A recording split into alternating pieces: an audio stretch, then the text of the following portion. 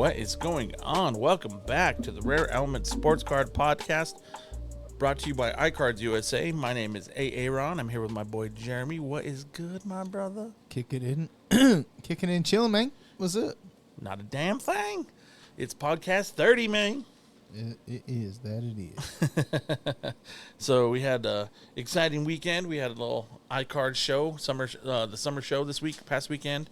We both were set up and we were able to be pretty close to each other. So that was pretty cool. What have you been up to, my man? Fuck, yeah. Just, same old bullshit, hanging out, being lame.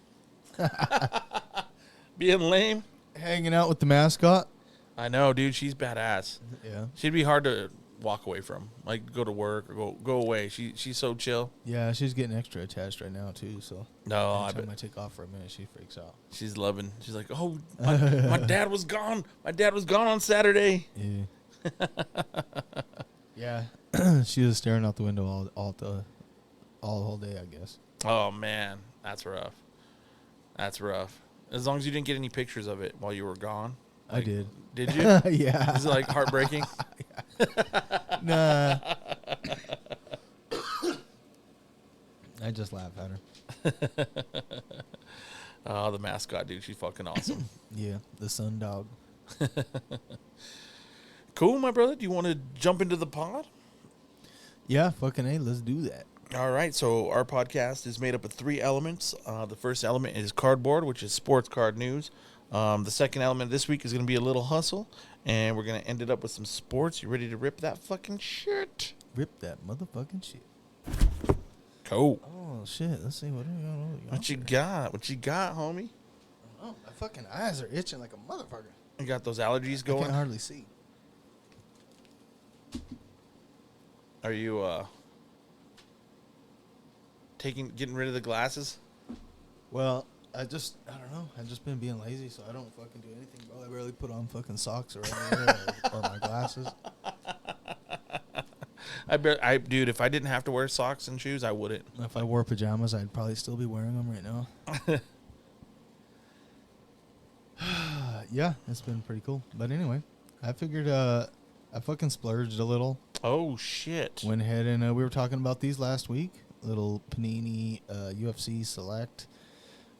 So this is the hobby box. Going to have 5 cards per pack, 12 pack per box. 2 auto, 1 mem per box. They did add the die cuts, but it's just, all they have is, I think, 1. And it's a silver die cut. And I'm pretty sure it's like 1 per box-ish. Oh, nice. So there's not a whole bunch of them, not a whole bunch of color. I don't even know if there's colors or levels or variations or anything, or if they're just all silvers or what. But all I've seen so far was just a silver die cut. Mm-hmm. So I guess they're like considered a SP, 1 per box, not SS.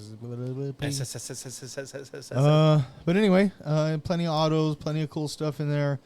The Bo Nickel autographs are redemptions. So, I guess that kind of sucks. Yeah. Pretty much the main. Is he the main chase? The main chase, basically. Yeah. So, aside from that, there's like the color wheels they've added. Those are supposedly 1 in every few cases. That's pretty SP. Yeah. That's more SP than a Kaboom or a Downtown. Yeah. So, they're supposedly comparable to like a Color Blast-ish. Right. So. Right. Anyway, I figured I'd whip out the old... Excuse me while I whip this out. Whip out the old Buck 110. Damn, dude, that's the OG knife. Yeah, the fucking... My pappy's knife. That's sick, dude. Given to him by his grandpappy. Nice. Yeah, those things are dope. They'll last forever. Oops. Jeez, yeah, this table is loud when we set shit down under that. Clang. So, anyway... Might as well. We got 12 packs in here. Might as well make it last a couple pods. We'll go with a couple packs each, like we were doing, I think, with the select or with the Prism. Yeah, let's hope it's better luck than the Prism. Yeah, I mean, kind of like can't not be. Yeah. If it's not better, then I don't know. We have to change the section. Yeah, we have to do something. To go back to ripping fucking junk era shit. I was gonna rip some of that anyway, just to kind of stretch out some of the hobby action, but that's all right. I have some cool junk era stuff that we'll rip next week. Nice. Spread it out a little bit. Yeah. All right, so we got a Jack Della Maddalena. He's a good rookie. Rookie. Yep. Base. We got Kamzat Chimaev. Kamzat base. We got a Andrei Arlovsky. Andrei Arlovsky. Arlovsky. I'm going to fuck up every single name. Yeah, they're hard sometimes. I got this one. There we go. Jorge Masvidal. Jorge. Ooh, got a little silver. Oh, no, this one's a blue. This is Brandon Royval. All right. Yeah, he's local, I'm pretty sure. Well, local to Colorado. Oh, nice. Yeah. And that one's at a 249. Cool. That's a nice card. Yeah, pretty color. Pretty Those light color. blues are kind of nice. Yeah, absolutely. All right, second pack mojo. Mojo. Chris Curtis, rookie. Word. All right. Karine Silva, rookie. Haven't heard of her yet. And that one's the concourse, of course. Philip Rowe, rookie. Rookie pack. Yeah, everyone's been a rookie so far. Charles Oliveira, Global Icons insert. All right. And a Q. He's been scheduled to fight Islam. Oh, really? Mm-hmm. Nice. And a Young Park, silver rookie. All right. Well, shitload of rookies. Yeah, fucking shitload of rookies. None of the ones we're necessarily looking for right off the bat, but who knows? Not terrible. Yeah. Not terrible. All right, let's see what we got going down over here. All right, let's see what Jeremy pulls. All right, I ripped it fucking kind of weird, so I right away saw that there was a numbered card on the back. God damn, I did that with this pack of sleeves. I'm not a professional breaker, obviously. Jesus. We got a Habib base. We got Amanda Lemos, rookie. She's going to be fighting for the title against Zhang Weili. She's going to catch the smoke. Yeah, probably. I've got a bunch of rookies and a few autos, too, but I need to hurry up and probably get rid of them. We've got, looks like we've got a relic coming up here. Oh, nice, nice. So, we've got Hailey Alatang, rookie. Alatang? This is the octagon side, I guess, or the horizontals. Oh, nice. This year. So we've got Terrence McKinney on the back. So, this is a white rookie. Oh, that's actually a pretty decent one. Terrence McKinney, although I think he just got dusted the other day. White at a 125. But the whites are always nice. Yeah, whites are good, are solid hits. And we've got a Max Holloway relic out of 10. Nice. We got a gold right off the bat. Nice. That's actually a sweet looking card. I love gold. I mean, that's already better than It's already better. It's already better. We got a numbered rookie. We got a fucking gold patch. I know, dude. Max Holloway. That's actually like a kind of a neat looking card. It's got like a lightning bolt with like a bunch of lightning kind of in it and shit. Yeah. Got a lightning bolt shooting lightning everywhere. I was saying, I was like, well, that was kind of dumb.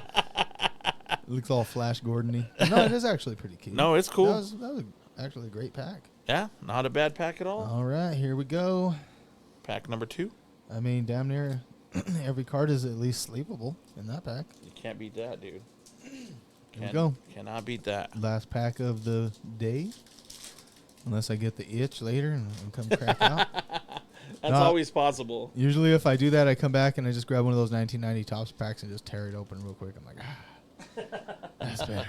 I feel better now. Little fucking, yeah, what's that fucking shit that pacifies you fucking when you're doing dope? Little methadone. Methadone. Josiane Nunez, rookie. Nice. I don't think she is related per se. Joanna Jacek, Jeremiah Wells, rookie. And I'm not the overly biggest fan of these borders. They look a little like, I don't know. They remind me of playing cards. Like Sensations of Marvin Vittori. Nothing too crazy there. And the last card is a red, true red, Tabitha Ricci rookie. So pretty good, 149. I like the red, how it's got like those nice, I don't know, it's got like or I guess this might be a maroon or, I don't know. Either way, pretty cute. Oh, yeah, that's a nice looking card. Nice looking card. Nice, bro. Bunch of rookies, a gold. I mean, some parallels and numbers and whites. You can't beat that. Fucking dusted that fucking prison box. Hell yeah. We didn't even have to hit an auto and we fucking dusted that prison football box. 4 packs in.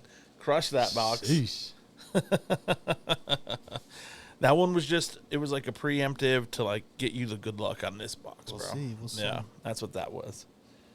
I mean, still, this isn't nothing huge. Don't get me wrong. Like, No, even but the max is, I mean, probably a $20 card, but still pretty cool. pretty cool. You catch a 10 on it, you You never know. might get $100 out of that bad boy. Let's do that. Yeah. Catch a Jemmy. Word. Fuck yeah. Nice. All right, well. Nice rip that shit. Yeah, dude, fucking, I got dusted on the little pack break that it was like 3 random packs, 1 out of each box or something like that. Got dusted pretty hard on that. Did you? One, so. Damn. That's all right. That's always rough. Yeah. Breaking game is tough business. It can be for sure. Yeah. Treacherous. Brutal. Yep. Word. Some motherfuckers seem to have all the luck, but Oh my god, dude. Miguel came up to did he show you all the shit he pulled? yes, bruh. Oh yeah, that's right. You saw. Yeah, he's a lucky dude. That Miggy. Dude, 3 golds? I've been 3 golds. Some of the stuff he's pulled out of retail, I don't even know how the fuck. I didn't even know they had that in retail. Yeah. I was like, are you sure? Yeah, Are you sure that wasn't a hobby box, bro? loading that shit. No, Select does, but usually it's like Flash or like something, Not- of course it's retail, so everybody's like, oh, it's the retail fucking gold though. Whatever. Yeah, haters. Us Poe people. Yeah. Poe people. Yeah, the description I heard was, would you rather have the case hit out of a $20 box or the case hit out of a $400 box? Of course you would rather have it. Yeah. You know? That doesn't make it not cool. It's still cool. There's and still only 10 of them. Right. It doesn't mean there's any less rarity to it. Mm-hmm. And it's still the same product. Still Select. Still made by Panini. That's why having a different thing for retail kind of sucks. Yeah, a different and I think they changed that in football this year. Oh, really? I don't think they're all blue like they were, Oh, really? That's cool. which is awesome. Interesting. Which- I almost bought a box the other day, and I was like, Yeah. meh. All the fucking shit Miguel pulled out of there, I was like, God damn, I'm gonna rip every one of these boxes. I'm gonna rip them all, bro. Yeah, how can you not, right? I was like, golly, even if I could do half as good as what he did, it'd be worth it, you know? No. Yeah. He has a genie, though. He stuck in does. a bottle somewhere and a horseshoe up his ass. Shout out Miguel, fucking, he's awesome, dude. I'm glad you have good luck, Holmes. Yeah, fucking A. Absolutely. I'm just a hater. I'm son. just a hater. No, I hate and appreciate because it's funny that way. Right. That's right. That's right. Cool, brother. You want to jump on in? Yes, sir. All right. So our first topic under the cardboard element this week is about COMC. They are now offering PSA grading for their raw cards. If you have raw cards on COMC, you can now send them to PSA, and I believe it's $24 for the lowest tier that they're offering, and that's under $4.99 declared value. And then they have I think they have some multiple tiers above that going up. I want to say 75 and 150. I want to say that. The 24 is for sure. The 75 is 90% sure, and above that is about 50% sure. Do your research, Aaron. Do your research. But I rely on you for that, bro. Every once in a while, I'll start digging around. I'm like, nah, he knows. He looked it up. he looked it up. No, I probably didn't. No, I mean, that sounds probably pretty much right. I think it's like a little discount on that service or whatever, but it's not the same as like you could send in bulk. You Right. know what I mean? Right, for sure. So my question for you is, like, why do these selling platforms? I mean, I know some people are going to take advantage of it and use it, But overall, like I really want to say the consensus in the hobby is people want to see their card first, and they want to hold it, they want to look at it, then decide whether to send it into trading. So, like, why do all these companies keep trying to entice customers to do that? Like, why do they want them to grade through them? Well, I don't know. I think a lot of people have seen the cards that they have at COMC. Some of them are cards that they've sent from, you know what I mean? It's not necessarily cards they've just bought on there. A lot of people send their stuff in and they know. Right. That doesn't necessarily mean that they, I don't know. Sometimes there's a lot of fucking, like I said a minute ago, there's a lot of people that are just fucking hooked on grading, dude. And they probably, I think there's still a lot of people sending cards that shouldn't be graded. Just because maybe for several reasons. I don't think they're doing too much through COMC PC wise. Some people keep their shit there, vaultish or whatever. Yeah, you know, I guess. Some people think you have to grade every fucking numbered refractor, or you know what I mean. Or like maybe they fucking sent them, and then now that things are more affordable, they're like, well, fuck, I was gonna send that, and now it's there. Or right, might as well send it now. Yeah, and some people just think they have to grade everything, bro. Still. They're gonna fucking buy it and fucking grade it and fucking. Mm-hmm. I mean, maybe the majority of the hobby may not want it, but there's still probably obviously enough for them to be making money on it, or else everybody wouldn't be doing it. I don't think. Yeah. You brought up an interesting question or interesting thing there when you said that like everybody or people believe that they should grade every numbered refractor. What are your thoughts on that? Like, say you had a pretty decently low number, like out of 75 or out of 49, like low numbered refractor, and it has a few flaws on it. It's not perfect. It's not going to 10, but maybe you can catch an 8 or a 9. Is that something that you would send, or is that something you think if you know it has flaws, you probably shouldn't send it? I mean, depending on how old or low numbered or rare it is, if I didn't think it would at the very least get a 9, I probably wouldn't send it. No. If I wasn't almost positive that it would get no lower than a 9, anything modern, I don't think I've ever really sent anything modern that I thought. Though actually, I'll take that back. The one modern cards that I know that I've sent would be the 2009 Topps UFC that I've known I would accept an 8. Right. Just because that set is very condition sensitive. Right. It's old paper cards that they printed kind of shitty. They weren't taken care of. They're very low print run. Right. I mean, and that doesn't mean and that set, most people know that an 8 is more like a 9. You know what I mean? Yeah. Like it does still, even an 8 in that set adds a sprinkle. Right. Whereas in most, even something then on doesn't really add anything as an 8. It's raw at best. Right. You know. Yeah, I don't know. If it's a thick, low-numbered autograph RPA type of card, right, an 8 is okay, right, probably. Right.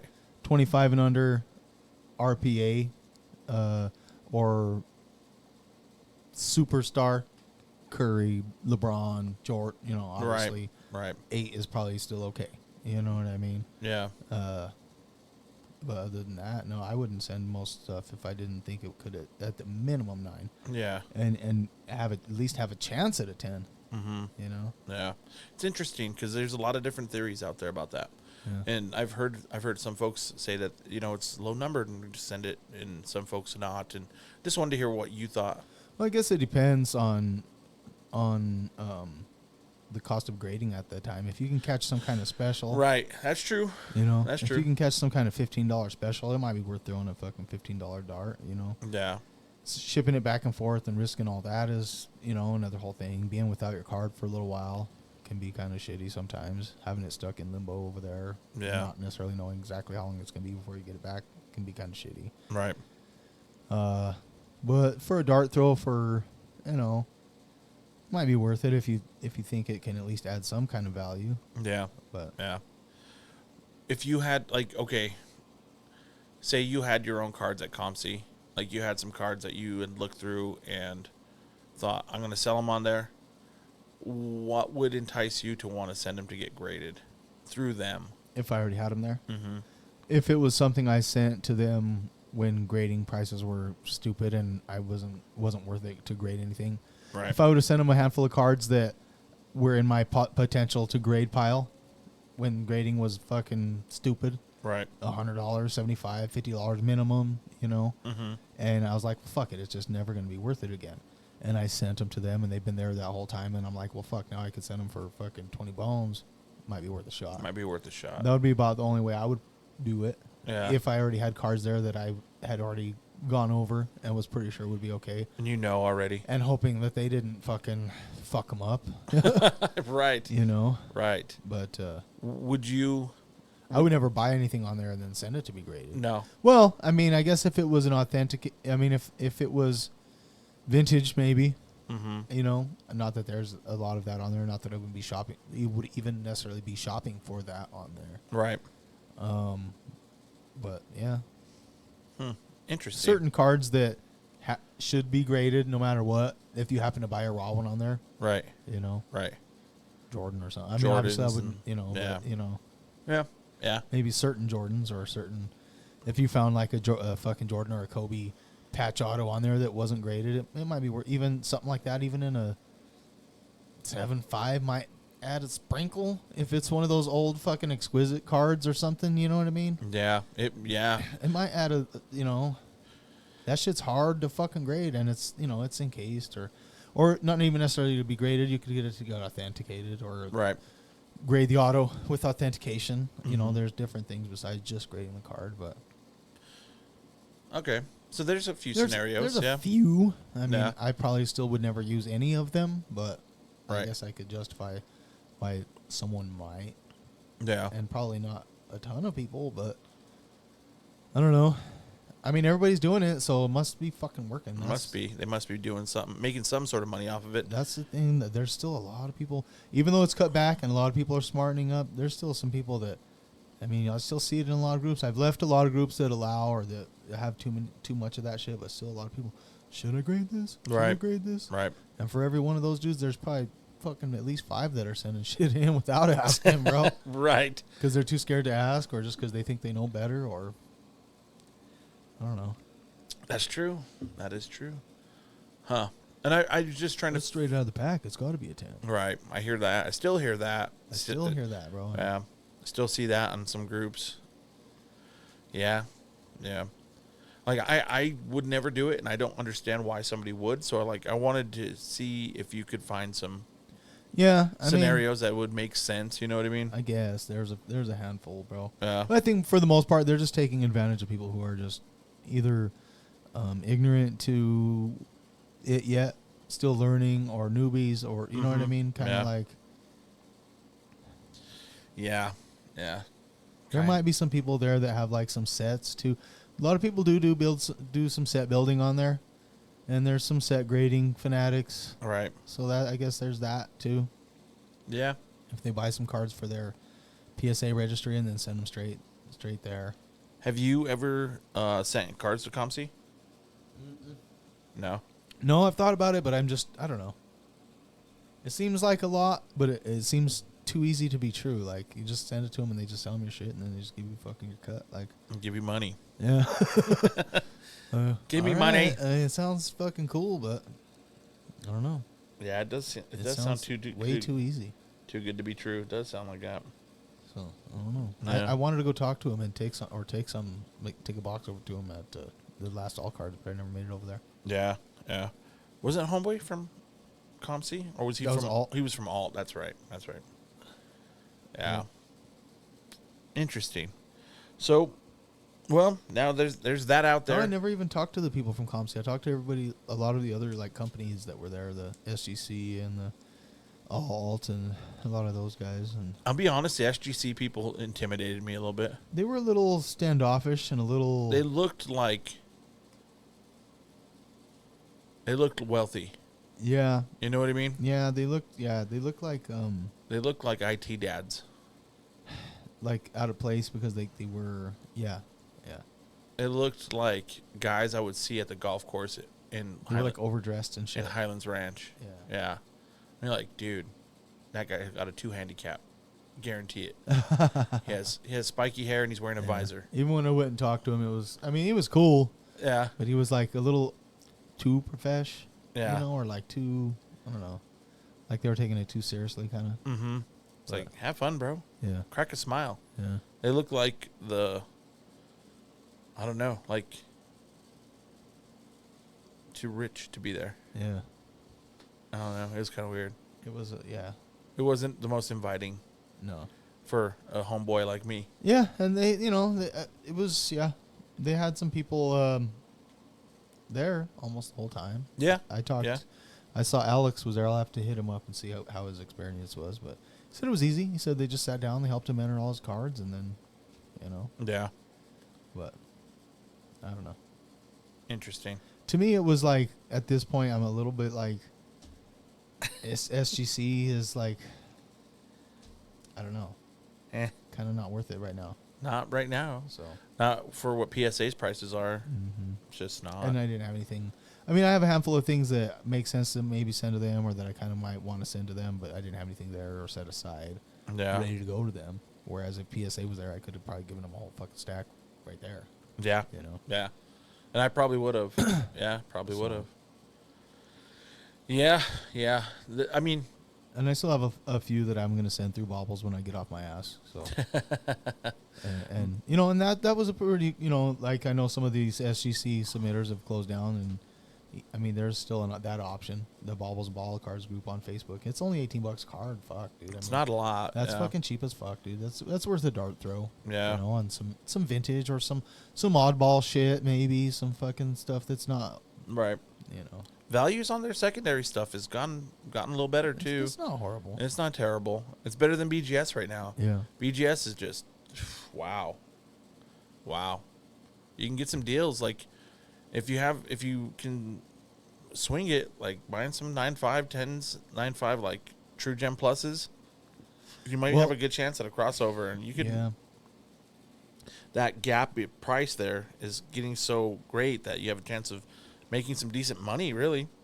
Yeah, we crack jokes about it sometimes about like, oh, PSA is better because we said and and the hobby just decided one day like PSA is worth more, but and in all actuality, like in my opinion, and in most people I talk to's opinion, besides the people that just don't like their slabs because they're too bulky or bricky, they're a better company.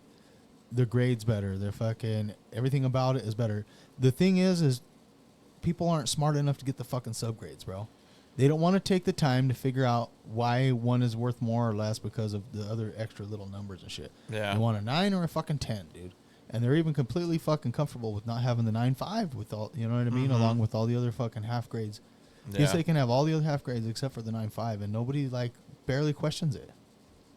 And I don't know. It's crazy, but I think Beckett was originally for the more classier, higher end people that really truly wanted to know what their card was and why it graded that way, and like centering is more important to me, so I get the one with the fucking high centering.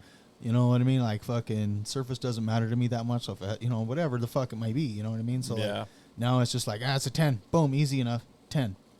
I'll just take the 10, Whereas most people don't actually realize a lot of 9.5s are as good, if not better, than a lot of 10s. Mm-hmm. I'm sure there's some perfect fucking 10s that could be fucking black label if you fucking, you know what I mean? Yeah. Very few, but I guarantee there's some. There has to be. There has to be. Yeah. But there's also plenty of 9s. Plenty that would be 9s at other companies too, or and obviously 9.5s at Beckett. Yeah, and at SGC. And so it's true. I don't know. I think Beckett, and then they fucked up with their PR, obviously, and then that just ruined everything. If they were able to maintain a better image throughout everything, throughout the pandy and everything else, and not fuck all that up, I think they would have still stood a chance. But I think it's just so, and you've said that before too. It's just people just want to see that fucking 10, dude, and it's dumb, it's stupid, it's fucking cheap, it's like generic kind of. It's just like Neanderthal. Yes. Like, I want a 10. Yes. Just give me a 10 and that's it. Yeah, shut the fuck up. I don't want to use my brain. Like fucking Billy Bob off Varsity Blues. A 10. A 10. A motherfucking 10. Yeah. That's it. That's it. That's it. It's true. Damn, it's true, bro. Because overall, I would way rather have. I prefer everything about them aside from fucking they ain't worth more. Yeah, me too. I love the way their slabs And look. I think most true collectors, most people who would really stop and fucking think about it, if they were being honest, aside from trying to not devalue their fucking collection by even agreeing that BGS is cool at all, Yeah, would probably say so too. yeah, You know? yeah. Probably, bro. And there's plenty of other companies that have better slabs, dude. I saw that fucking CSG, or I guess it's CGC, fucking they put a Jordan in that fucking slab the other day. It's pretty. That fucker was sweet looking, bro. It was so sharp and clean. Pretty cool. Pretty cool. Fuck, dude. It was beautiful looking. Yeah, It looks way better than a fucking PSA. way better. And it's probably worth half. Right. You know? You know what I saw the other day? I saw a tag. Oh, yeah? Fucking sick. What do you mean, just like a slab in person? Or? A tag, yeah. A tag. A guy had one in his case. At iKards. At iKards. And that fucker was dope. Doesn't, what's his name, have a couple of those? Jordan? I thought Jordan had a couple. No, he has some rarer editions. That's who he has. He has some rare editions. Yeah. And those were sick, too. Yeah, yeah. Those were fucking badass, too. But the tag, dude, they're dope. Are they? They're clear. Yeah. Like, it's like etched. Uh-huh. So, like, it doesn't take away from the card. Like, it doesn't have any colors on it. So, it's not going to make the card not match with anything. Mm-hmm. They're fucking pretty sick, bro. Pretty sick slabs. I gotta say, they look classy. They look like ice. Yeah. They're dope. I don't know. If it's not worth more, then nobody's going to give a shit. So we'll see. We'll see how that goes. They have a lot of notoriety. A lot of big name people in the hobby are backing them up. But That'll help, it's I don't know. A It's lot a of big tough- name people backed up a lot of these other companies that tanked recently, too, Mhm. just because they got paid to say so. yeah. Oh, for sure. So we'll see. We'll see. Well, aesthetically, they're dope. Yeah. Yeah. Yeah. And Beckett, to me, like, I love Beckett. They look official. They look dope. They have the subgrades, like you say, dude. Everything about Beckett's sweet. It looks secure and like. They got the sleeve on them around the inside. Like, everything's better. Yeah. PSA looks okay. It looks profesh, but to me, it's always looked kind of generic, dude. It looks plain. Mm-hmm. Just very, very plain. Like the old generic cereal boxes, bro. Yeah. Yeah. Yep. Exactly. From the black and white generic aisle, bro. Remember those from when you fucking little? That was pretty great value, bro. Yep. It was generic, son. It just said cereal. It said Raisin Bran. That's it, dude. And the ingredients on the back. All black and white. We rarely had to get that shit. I mean, we was pretty poor, but we didn't have to get the generic too often. We did. Yeah. My mom, dude, to this day, she doesn't like to spend money on shit. Yeah. Especially like shit. It's rough, bro. I'll go through her cabinet and see some stuff. I'm like, oh God, you got to get that Jiffy, Mom. This peanut butter's whack. Like, you got to get that Jiffy. You got to get that crunchy Jiffy. Trash bags are the worst. Like, your trash bag game is bad.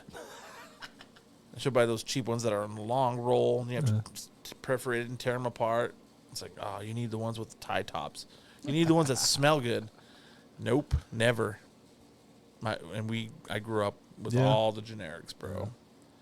All the generics. Yeah, puffed rice cereal. The cereal's in the bags. Yes, sir.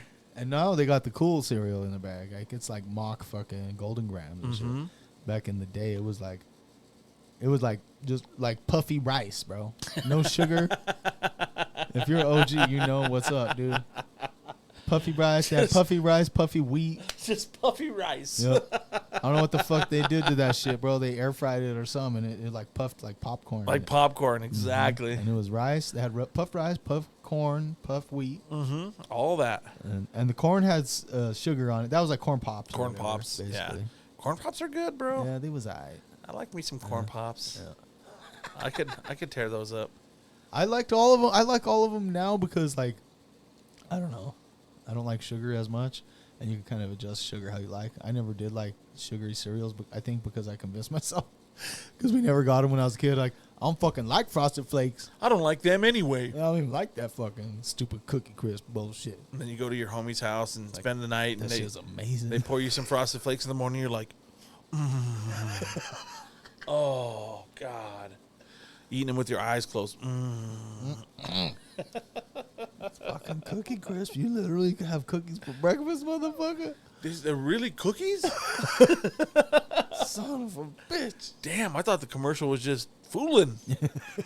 God damn. These Fruit Loops really taste like fruit. That's funny.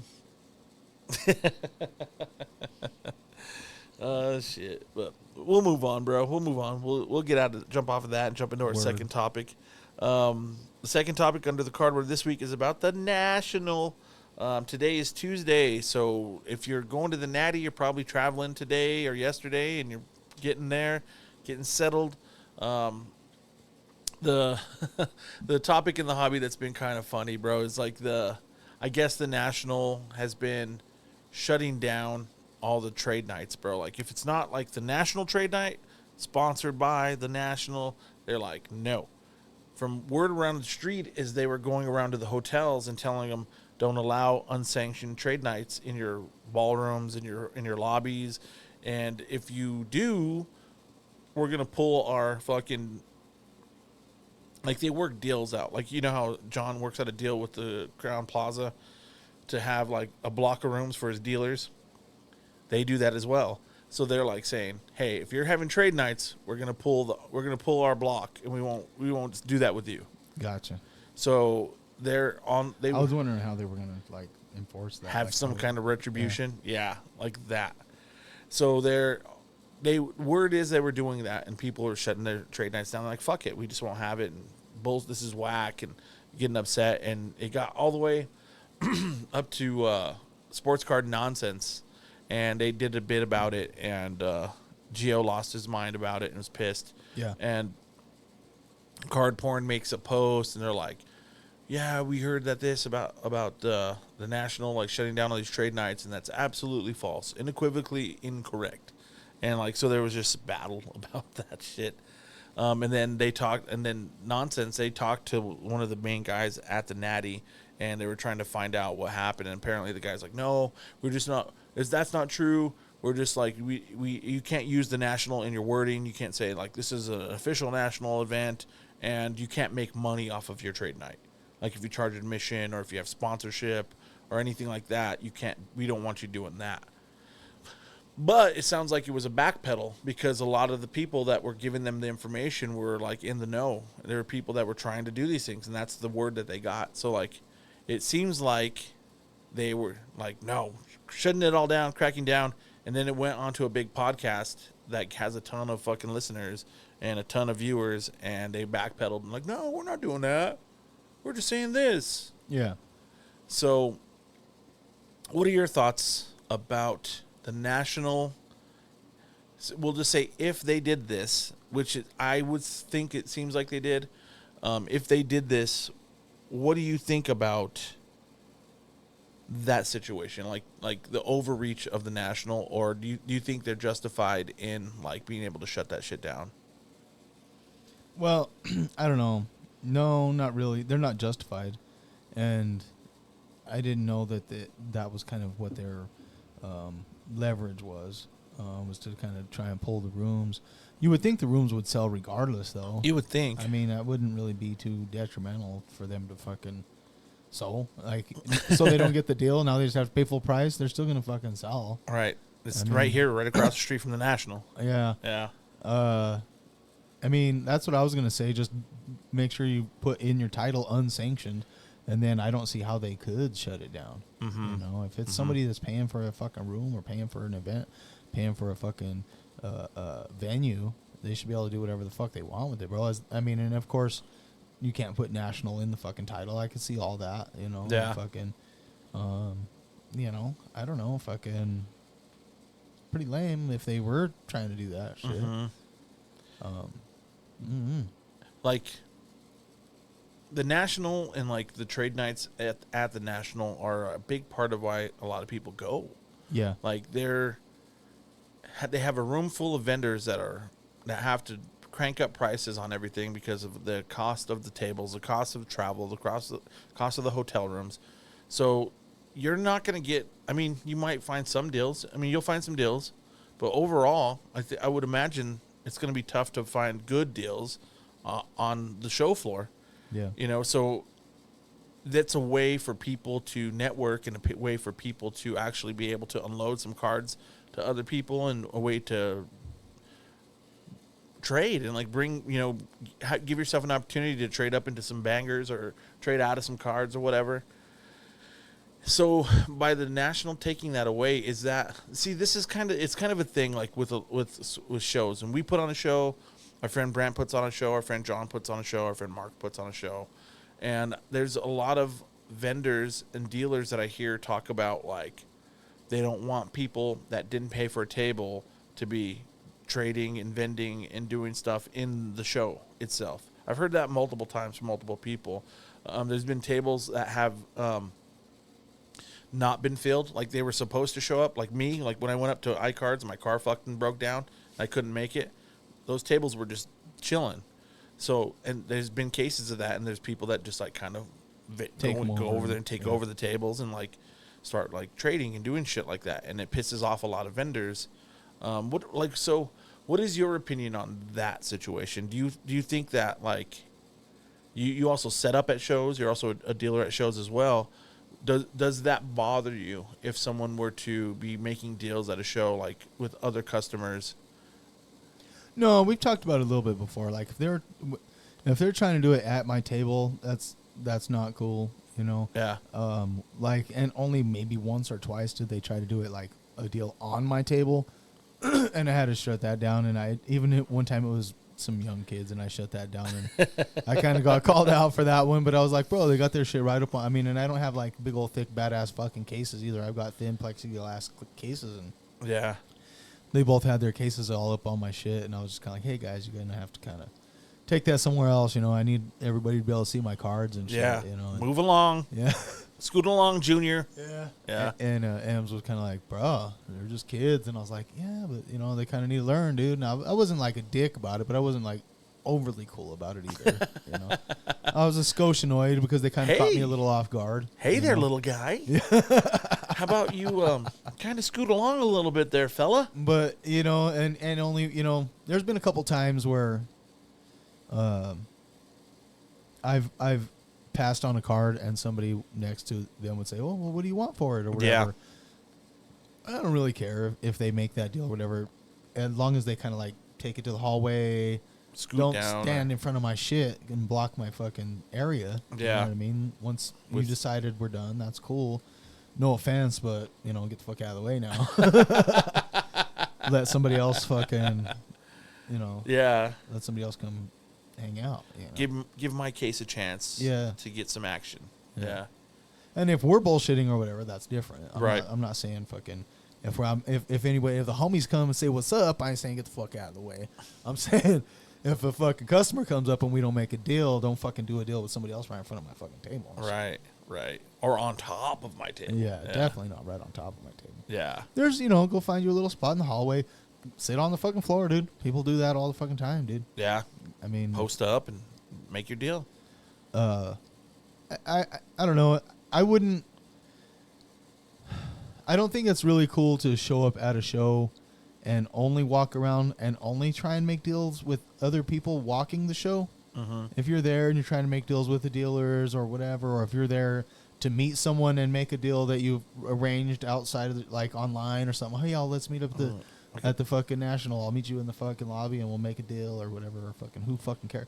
Meet me at the fucking water fountain and, you know, whatever the fuck, dude. You know what I mean? I don't give a fuck no kind of shit about that. Right. When you show up with the fucking, you know, a bunch of shit and you're trying to make deals to other customers and not just the vendors, that's kind of different. Yeah. You know, you show up and everybody shows up with their fucking shit and they try and trade with the dealers and all that. That's fucking whatever. But, yeah. That was kind of... When you're only trying to interact with other customers, that's not really cool. Yeah. Trying to be like a little mobile fucking...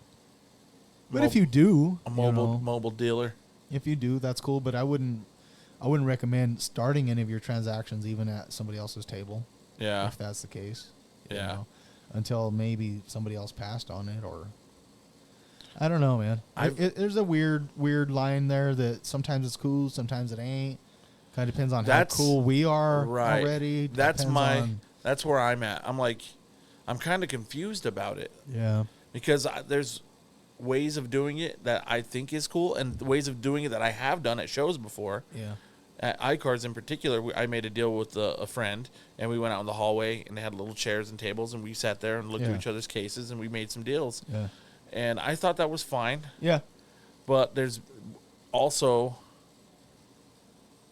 like people that go and spot up at one of those tables in the hall. I've seen guys when I was at the Denver card show, and we had tables out in the hall, and there was a little like tall, like kind of like bar tables, and they were right across from me, and there was a guy that just posted there and just put his cards out and just was like making deals and selling and doing stuff. Yeah, that's not really cool. You know, that's definitely not cool. So that looked a little sketch. That looked like on that line of stepping over that line. Absolutely. You know, so I've seen pull up and pop open the trunk and fucking slap your cases. Call everybody on the way in. I got bangers in the trunk, son. I got 2-for-1s out here. My wife whipped up a couple burritos too. I got some burritos in there for sale. Waters for $2 at $5 in the stadium. For sure. You know, so yeah, it's kind of a sticky, like a pretty good gray area there. And it looks like the Nationals like, nope, fuck that. You're not making any money. You're not doing any of that kind of shit. And apparently a few years ago when it was in Chicago, I guess people were pulling tables out of rooms and setting them up in the hallways and like putting their cards out. And like it was a free for all. Yeah. So I understand why they wouldn't want that. Absolutely. Definitely. But at the same time, like if you rent a hall or, you know, like a banquet room at one of the hotels and put on a trade night with like a bunch of your homies, like, you know. I mean, wouldn't you want to go to the sanctioned trade nights though anyways? Like if you had gone and traveled to go be at the National? Yeah, I would. Probably. But from what I've heard, they're really crowded. Like so. Super crowded, like one in, one out type of crowded. Yeah. So it'd be hard. Yeah, and a lot of them sell tickets and everything too and shit. And they're hot. And it's like a million people bunged up in a room. Yeah. I mean, it's the National, so I mean, you're going to deal with crowds. So I mean, I wonder what the security is like in the trade nights versus fucking like the show floor. Yeah. It's interesting. Kind of like you're on your own in there, bro. Kind of rolling the dice a little bit. You're not paying to be in there, so there's nobody obligated to protect you. I don't give a fuck about you. Well, I mean, I guess some of them have admission, but like, right. Yeah. I'm sure there's some, like at the card collector trade night. I'm sure that there's some in there. I'd imagine. Yeah. And that one's a sanctioned one by the Natty, so yeah. I'm sure they would have something. Yeah, but in all actuality, they just mostly end up being like an after party. It kind of seems like, really, you know. I would almost rather go and like hang out with people and like go to a restaurant. I'd rather go do that smoke weed every day thing. Oh yeah, that's right. I saw you post that. That would be pretty fun, actually, bro. I think it's $175. That's not that bad. You get to hang out with Ricky Williams for like 2 or 3 hours on a bus, drive around smoking weed, get an autograph, get to fucking take pictures with him and shit and chill and like bullshit with him. Wouldn't be too bad, bro. That seems reasonable. That would be kind of fun, man. I think they're doing this thing where they are doing this thing. They're only doing 2. It's only one night, and they're not announcing it until the night before. Yeah. So that nobody fucks with them, or less people fuck with them, I guess. And then they pick you up on this bus to cruise you around, whatever, get all baked. Fucking one person from each fucking night gets a card. It's a custom made card with a fucking roach in it that you smoked with them, I think, or something like that. And they make like a card out of it, bro. Dude, that's sick. Yeah. It looks pretty cool. So damn, that'd be cool. If anybody's going to the National, you want some more information about that, hit me up. I'll kind of try and put you in link with the guys that are selling the tickets. If you're a member of the Sick card community, I know that they're selling tickets in there. So yeah, Ryan Durkee's a big guy in the hobby, and Mike Marshall. Those are the 2 guys that are kind of like running it. And I know Mike Marshall's gonna be puffing down over there too. So yeah, I told him fucking bring it to Colorado. He said that's obviously in the plan with yeah. In the works, could be, who knows, whatever. That better be part of the plan. How successful it is, obviously. And, right, you know, right. So that'd be cool to bring something like that to Colorado. Should be pretty cool. That'd be pretty cool. Like get a fucking Cypress Hill joint put together. Fucking dope. Dude, did you see Uncle Drew's Cypress Hill shirt? That was sick. Mm-hmm. Yep. Uncle Drew. Shout out to you, homie. Always. Yep. Yeah, Lucky for sure. Fucker got to go to that concert. I know, right? That's cool. But I don't know, man. We'll see what happens out of the, any of the content that comes out from the national, and any of the friends that we have that are going. We'll hit them up and see if we can get any more information about these trade nights and see what really. Those trade nights, dude, it'd be intense, dude. It would be like not even that fun. You think? I don't know. It'd be crazy, bro. It would be like intense. It seemed like it would be crazier than the fucking show. Yeah. Yeah. You know? It'd be intense. Yeah. It'd be like, I don't know. I'd be like fucking a little claustrophobic in there. Maybe. I get a little tight even at the Denver Card Show trade night sometimes. Yeah. It gets a little warm, little tight. I kind of like to hit it when it's winding down at like the last hour. Yeah. It seems like it's a little more mellow and not as many. All the fucking sharks have kind of like already they're done full. Their thing. Yeah, they're full. They swam off. They were off burping in their hotel rooms with their stacks of fucking bangers. I just fucking took this little kid. Look at this motherfucker. But, yeah, dude, we'll see. We'll keep an eyeball, and we'll ask some questions from any of the boys that are out there. Yeah, anybody that's there, fucking have fun. Absolutely. Shout out Mr. Brandt. Shout out. Have fun, man. Find some badass cards. Fucking A. But we'll move on. We'll jump out of that, and we'll jump into our third topic under the cardboard this week, and it is about the iKards summer show recap. So, like I said, we mentioned earlier, Jeremy and I were both there in attendance. Jeremy there with I-25, and he had the Rare Elements banner flying, and I was there with the shop, and we had some tables set up, and we had a good time, man. How was your show? Shit, it was nice and busy. Obviously, I missed. Actually, I think we both missed the last show, but that was about as busy as I've seen it, man. So it was. There was some nice traffic in there. It was pretty cool. Yeah, it was jamming. I always seem to do real well with the UFC at that show. I don't know if it's what it is, if it's easier to find me there or what, but yeah, I always seem to get some decent UFC traffic. I always have some good buys and some good sales there UFC wise, and yeah, had some good times. Had a gigantic fucking monster cookie. Did you see those? Yes.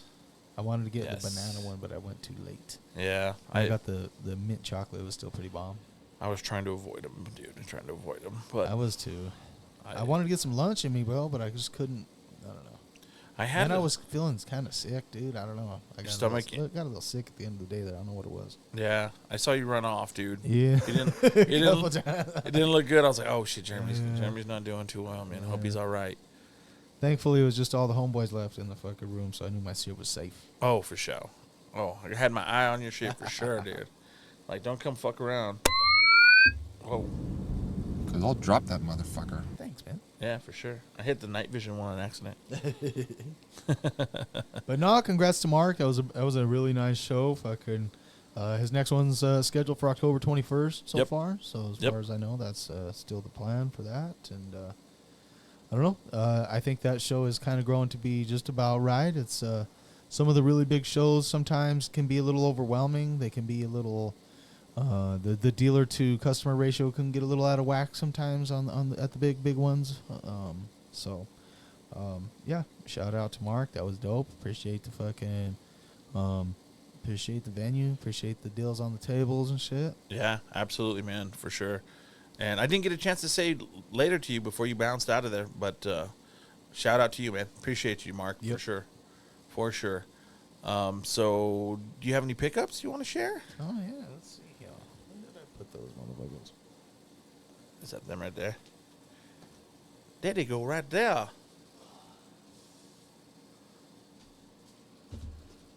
There they go, right there.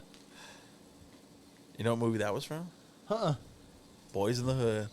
Boys in the Hood? Yeah, they're looking for those guys that shot Ricky. Oh, all right. And they were cruising through that mall parking lot, and he goes, there they go, right there. Yep. Turn off the lights. They fucking blasted him at the hot dog stand. Yep. He's all begging that girl for a hot dog and shit. So one of my favorites that I picked up, and I just really like this card, man, but I don't know if I'm gonna keep it or not. Probably not. I don't even know. It's a Jamal Murray throwback Prism autograph, so it's a really clean looking card. Oh, It's that's sick, dude. I think it's 2022 Prism, but it's the throwback to the first Prism border. Is it or whatever? 2012, I think. Yeah. Yeah. So, That's sick. pretty cool. That's a cool looking card. It's not numbered or anything. It's just a base, but I think it's kind of key. Yeah. So. Hometown hero there, man. Hometown hero. He fucking came through and fucking did his thing. He did. We got the TD. This one right here is an on card. And this is what? Impeccable, I believe. Yep. Whatever. Open up your thesaurus and look up the word perfect and just point at one, and that's what this comes from. Impeccable. It's on card. It commemorates the Super Bowl versus the Packers where we dusted them, where he had that fucking badass fucking touchdown to win the whole damn thing. Oh, man. And it's got a sweet autograph on there. It's numbered out of 25. I'm going to have to go through my TD cards and decide if I want to keep this one and switch one of the other ones out or not. So not too sure what I'm going to do with that one yet, but I think it's a fucking beautiful card. No, it is. His cards don't get a ton of love. They sell and they move, but they're not worth a lot. They're not valuable. And they probably just sell and move because where we are, I guess. Yeah. I don't know. Yeah. Picked up some cool UFC stuff. A couple of autographs from some kind of all-time greats / goats. We got a cool Hall of Fame Chuck Liddell auto. Oh, nice. We got Shadow Box, Immaculate Anderson Silva on card out of 99. Oh, that's nice. We got Wanderlei Silva. This is 2010 Leaf, so it's not technically a UFC card. It's Leaf MMA. Wanderlei Silva autograph. Definitely an OG. And then we've got the Nate Diaz first autograph. These were not numbered either, but it's basically rookie first autograph. I don't know if, why they stopped doing it, but I think it's cool. I wish that Panini still did it because UFC misses the rookies a lot. And rookie autos. So sometimes UFC, a lot of times, will have rookies and they don't have the autographs till the next year. And so they really fucking shit the bed with that, dude. Like, fucking, they don't have rookie autographs of a Hamzat and shit like that. Oh, right. So what Topps used to do is they would put stamp first autograph on whatever product had his first autograph in it. So if it was Prism or whatever it would be, it wouldn't be every single card from that year, but at least it would be like some sort of special one to where that one's worth a little more because, you know. Yeah. And the UFC follows that a little bit, and they try to kind of keep track of which one is the first, but you have to, like, know and remember which set came out first. And, like, right. It's kind of a pain in the ass, and, like, unless you're, like, really hardcore, you're not going to fucking give a fuck or take time to fucking care. So essentially it just ends up being, like, their first autograph year, and then it's just not worth that much because it's a second-year card. Right, right. So, if there was at least some sort of commemorative, like, stamp on it like this, how this has the little, you know, gold stamp on there. Yeah, something. That's pretty cool. I didn't know that. That's cool. Pick these up too. These are just for fun. These were, I think, I got like 3 of these for like $4 or $5 from two sticks. I want to say his name was. He had a bunch of cool cards too. I got some cards from him too. I think I don't remember, but these are just the stickers, bro, and they're like vinyl stickers, but they're dope, dude. Like fucking. Oh yeah. They're fucking thick vinyl stickers. You can put them on like your fucking water bottles, shit like that. But of course, they're, you know, some iconic shit. The third one I got was the Honus. So. Oh, that's cool. I thought they was kind of. No, they're real cool. And then I got a little mail day recently and just fucking some little quick eBay shit. Fucking 24 karat gold stamped of the action packed Jerry Rice to add to that set that I've been slowly but surely kind of picking away at. It's just a little 40 card set from 1991 action packed. I've talked about before. I like the rare-ish junk era stuff. I mean, when I say rare-ish, there's probably 10,000 of these, if not more. They're not numbered or anything, but they were definitely like one in every few boxes. They were not like, they're pretty SP compared to a lot of things from that time. Right. And then I picked up another one of these Nolan Ryan Desert Shields off of eBay. It's a little beat up, but I got it for super cheap, so I don't know. That's another. It's just the 1991 Desert Shield was sent over to the troops over there. This actually, in the description, they had a couple of them. They were apparently a soldier who brought them back with them. Oh, badass. So they were in top loaders, not even in sleeves or anything. Oh, nice. In the description said, brought it back with me. Don't really know shit about cards. I recognize these few names, so these are the ones that I kept this whole time, blah, blah, blah. He had Nolan Ryan and Ricky Henderson that I was trying to snap up for Brant, but that one ended up going it was one of those weird things that ended up going way stupid high. Yeah. Way higher than it should have, so I couldn't do it. But I know he just got one recently too, but I picked up this Nolan Ryan for cheap. Oh, that's cool, just dude. for the fuck of it.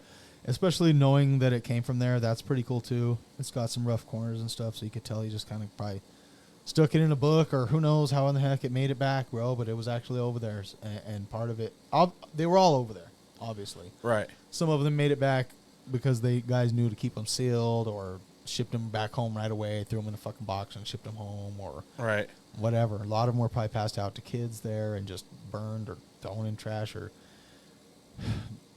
it was the fucking war zone, dude. Right. Who knows what the fuck happened to him? Right. You know, so. Oh, that's cool. That's cool that you know that he.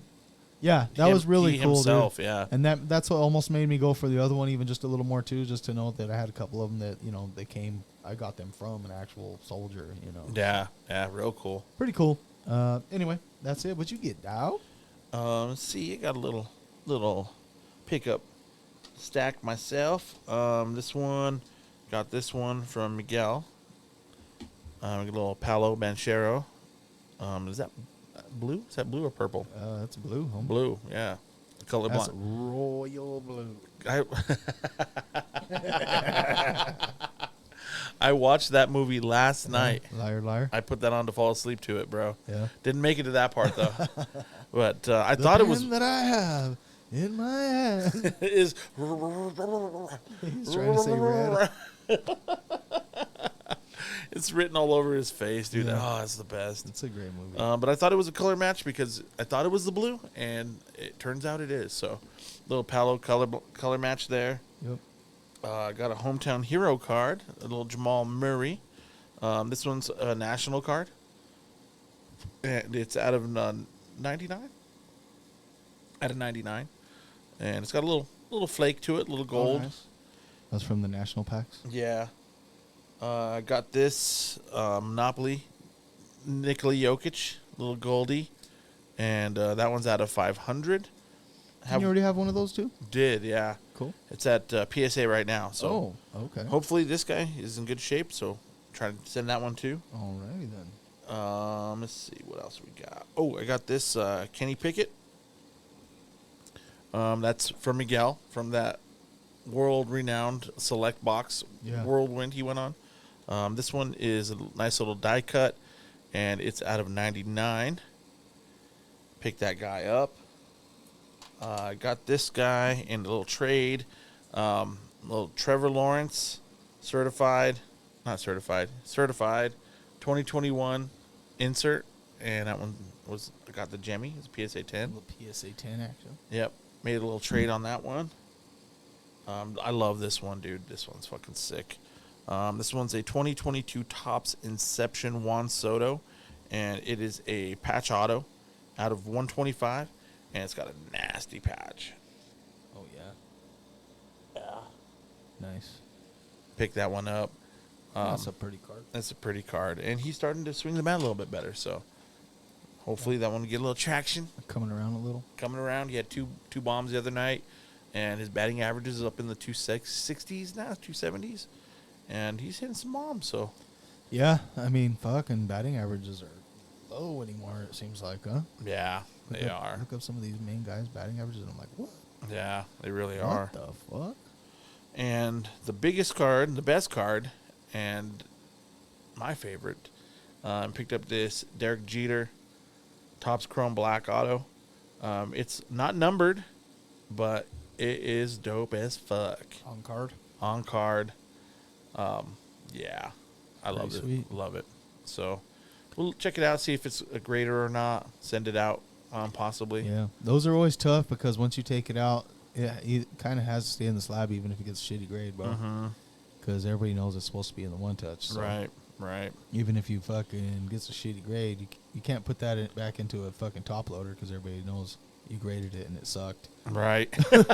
Or you took it out to grade and it sucked. And it sucked. You found something wrong with it, so it's like save it. Might as well just leave it in the 7. I mean, I'm not saying it's gonna get a 7. Trust me. Like I hope it fucking gems for you, but it's a sick card. Yeah, it's dope. Those top chrome black, I wish they would get a little more love, dude. I think they're sharp looking cards. Yeah, they're pretty cool cards. Yeah, I have a Will Clark auto. The only Will Clark, well, no, second Will Clark auto now, but yeah, it's the Topps Chrome Black, and it looks nice, dude.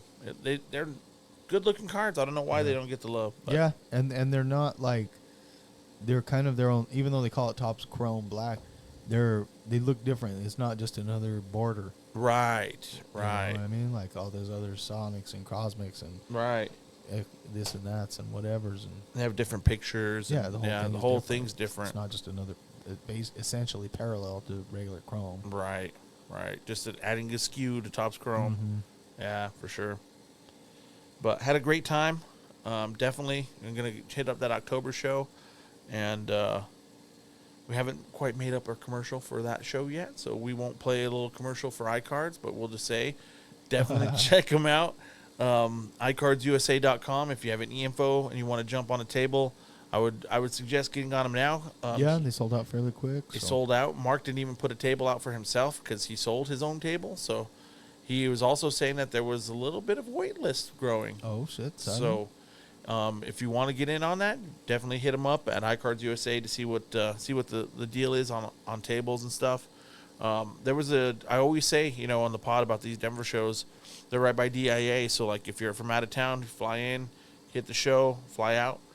Gentleman came up to the table and I was talking with him and he's like, yeah. He's like, I'm from Ohio. And he's like, I was just here and, I flew into the Denver airport and I heard about the show and I shot over here, took a cab. He's like, came over here and checked the show out. And he's like, and I'm going to jump in my cab and go back and fly out. Wow. And he's like, it was pretty cool. So like people actually do that. Wow. So if you're from out of town, come fly in, you can fly right in, go hit these Denver shows and fly right back out. So it's definitely a thing and people are definitely doing it. Sweet. For sure. But do you want to take a motherfucking shot? I guess. We're going to polish off that Johnny Walker from our 100th episode celebration. Here's to you. 100 episodes.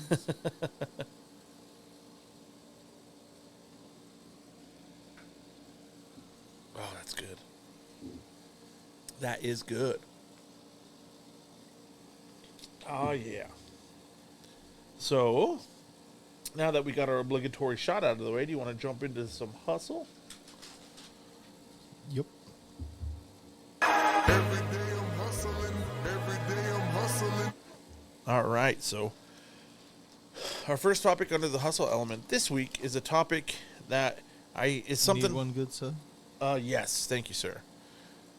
That is crack it correct. for you. Oh, you are the man. Dude, that was a good one. Nicely done, bro. That was just because I was on stage. You're a fucking show pony. Let's see. Give it a Can you do it again?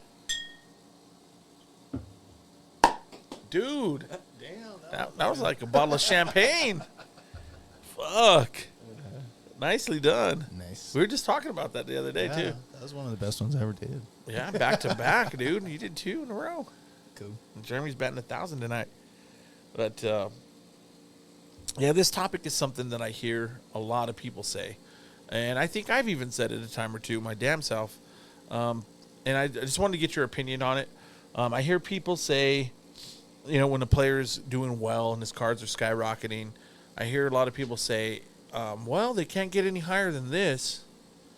And I don't know, man. Like Ohtani right now is going parabolic. His cards are going through the roof. They were already kind of high, and they keep going up. Patrick Mahomes is a guy whose cards are pretty high in comparison to other QBs of that age group. And Mahomes might be a bad example because his stuff has come down, even though he has won another Super Bowl. Is there any truth to that saying, bro, and I hear it a lot. I hear it all the time. I heard it on Saturday at iKards. I heard, talking about Ohtani. It's like, well, he can't go any higher than this. And then I heard somebody else kind of like, well, they actually can. And they kind of had a little bit of a debate. And I just wanted to get your opinion on this statement because, like, if people are flipping cards and people are buying cards at the peak, and I know they don't want to get caught holding the bag, you know what I mean? So do you think that there's an actual ceiling on a guy or on a player that, all right, that's it, he can't go any higher than this? Well, I don't know about like any higher, and I've probably said it like that too as like a blanket statement. Mm-hmm. But I would say it's more like the peaks and valleys. Like I would say like most of the guys you mentioned, it would be hard for them to go much higher than they are right now.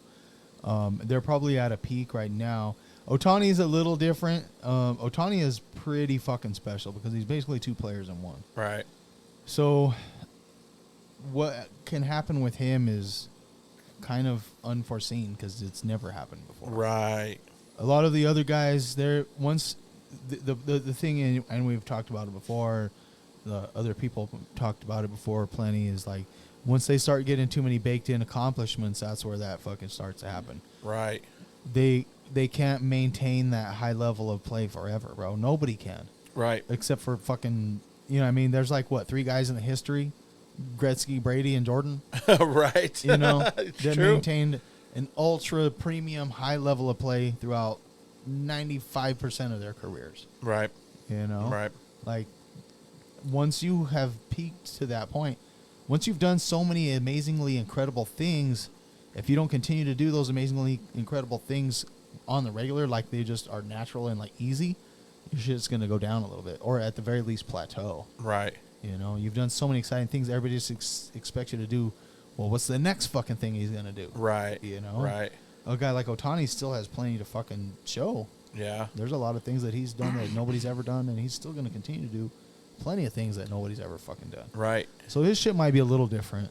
But I think a lot of that too is when you're talking about like the more premium stuff too, like the higher end or rarer, harder to find stuff. Right now, fucking Ohtani base cards are going for like $40. I don't see that lasting too long. Yeah. Raw fucking Ohtani, just paper base cards. That's tough to fucking. Kind of tough to justify that's gonna stay at $40. There's just too many, bro. Yeah. I literally had a stack of those motherfuckers, and I was selling them what I thought was the peak when he had peak popularity a year and a half ago or so. I was selling those for $15 or $20 a pop. Right. They dropped all the way back down to probably less than 5 or less a year or more ago. Maybe. But when I was selling them, that didn't last very long, even at $20 a pop. Right. Right. Right. But they were gone. I sold them all. Yeah. And fucking, I was like, fuck, cha-ching. Right. And then they were back down to like $3. I was like, cool. Perfect. Timed it. Duh. Yeah. And then now I'm like, fuck, $40. I don't want to fucking hang on to a card for that fucking long, hoping it fucking does goes that. to $40. Yeah. You know what I mean? But Yeah. like fucking, there's too many cards and too many fucking variables and too many different options of players to hang on to for that amount of time to say, oh fuck, I should have hung on to all my Otanis. Yeah. Yeah. But you're talking like low numbered, rare autograph stuff with his fucking true autograph or whatever, with his fucking Asian autograph or whatever you want to say. Yeah. Stuff like that's gonna, the sky's the limit on some of that kind of stuff. Right. Really, Right. And he is special. He is like you said, 2 fucking players in one, really, and not even just 2 players in one, but 2 great players in one. Yeah. Like, he's throwing gas, bro. Yeah. Like, he's throwing nasty ass shit, and then he goes to the plate and hits 2 homers. Yeah, I heard somebody, well, not heard, but saw someone say on one of the socials the other day, oh, everybody just thinks he's special just because he can just play both positions. He can't just play both positions. No. Bro. It's not that he can just do both. Right. It's like, did you see him in the fucking World Baseball Classic strikeout trout like that? Yeah. Come on now. One of the best on both ends. Right. Right.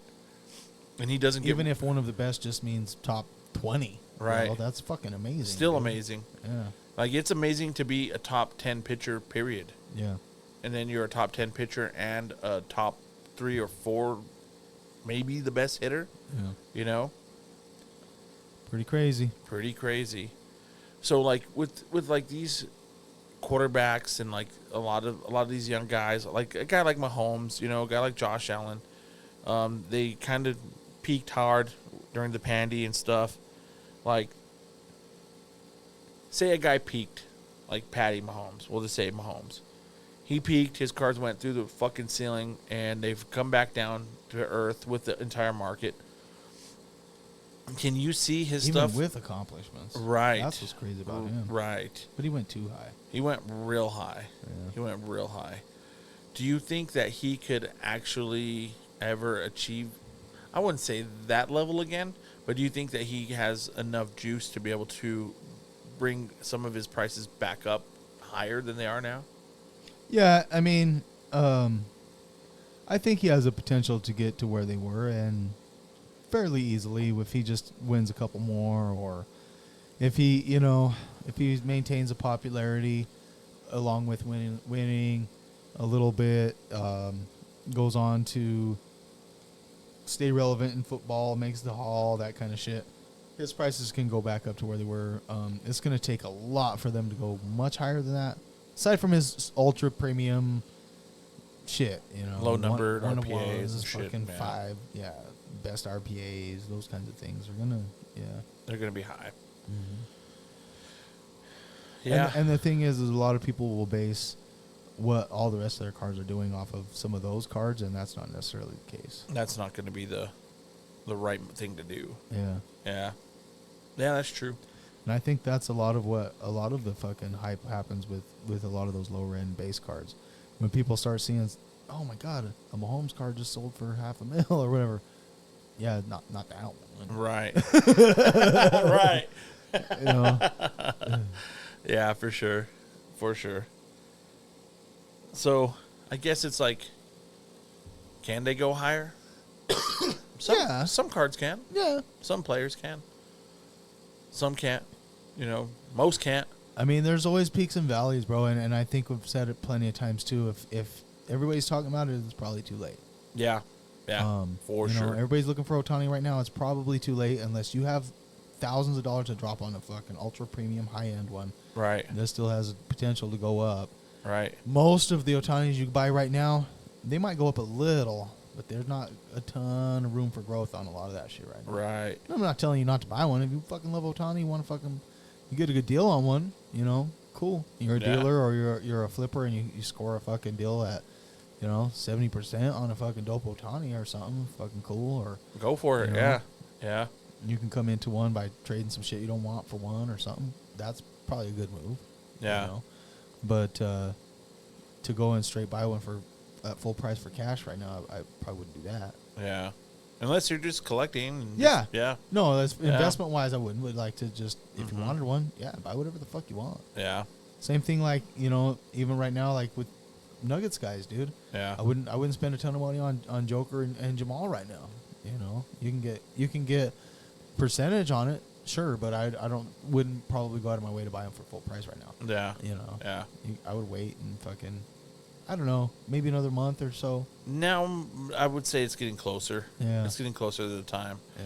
Because they're going to start dipping a little. Yeah. And then like closer to the season, they'll go up a little more with the hype. A little off-season dip, and then come October, come Halloween, they might start kind of climbing a little bit again. Those cards are going to be super volatile, bro. If they don't come out banging, yeah, Joker's card's going to get cut in half.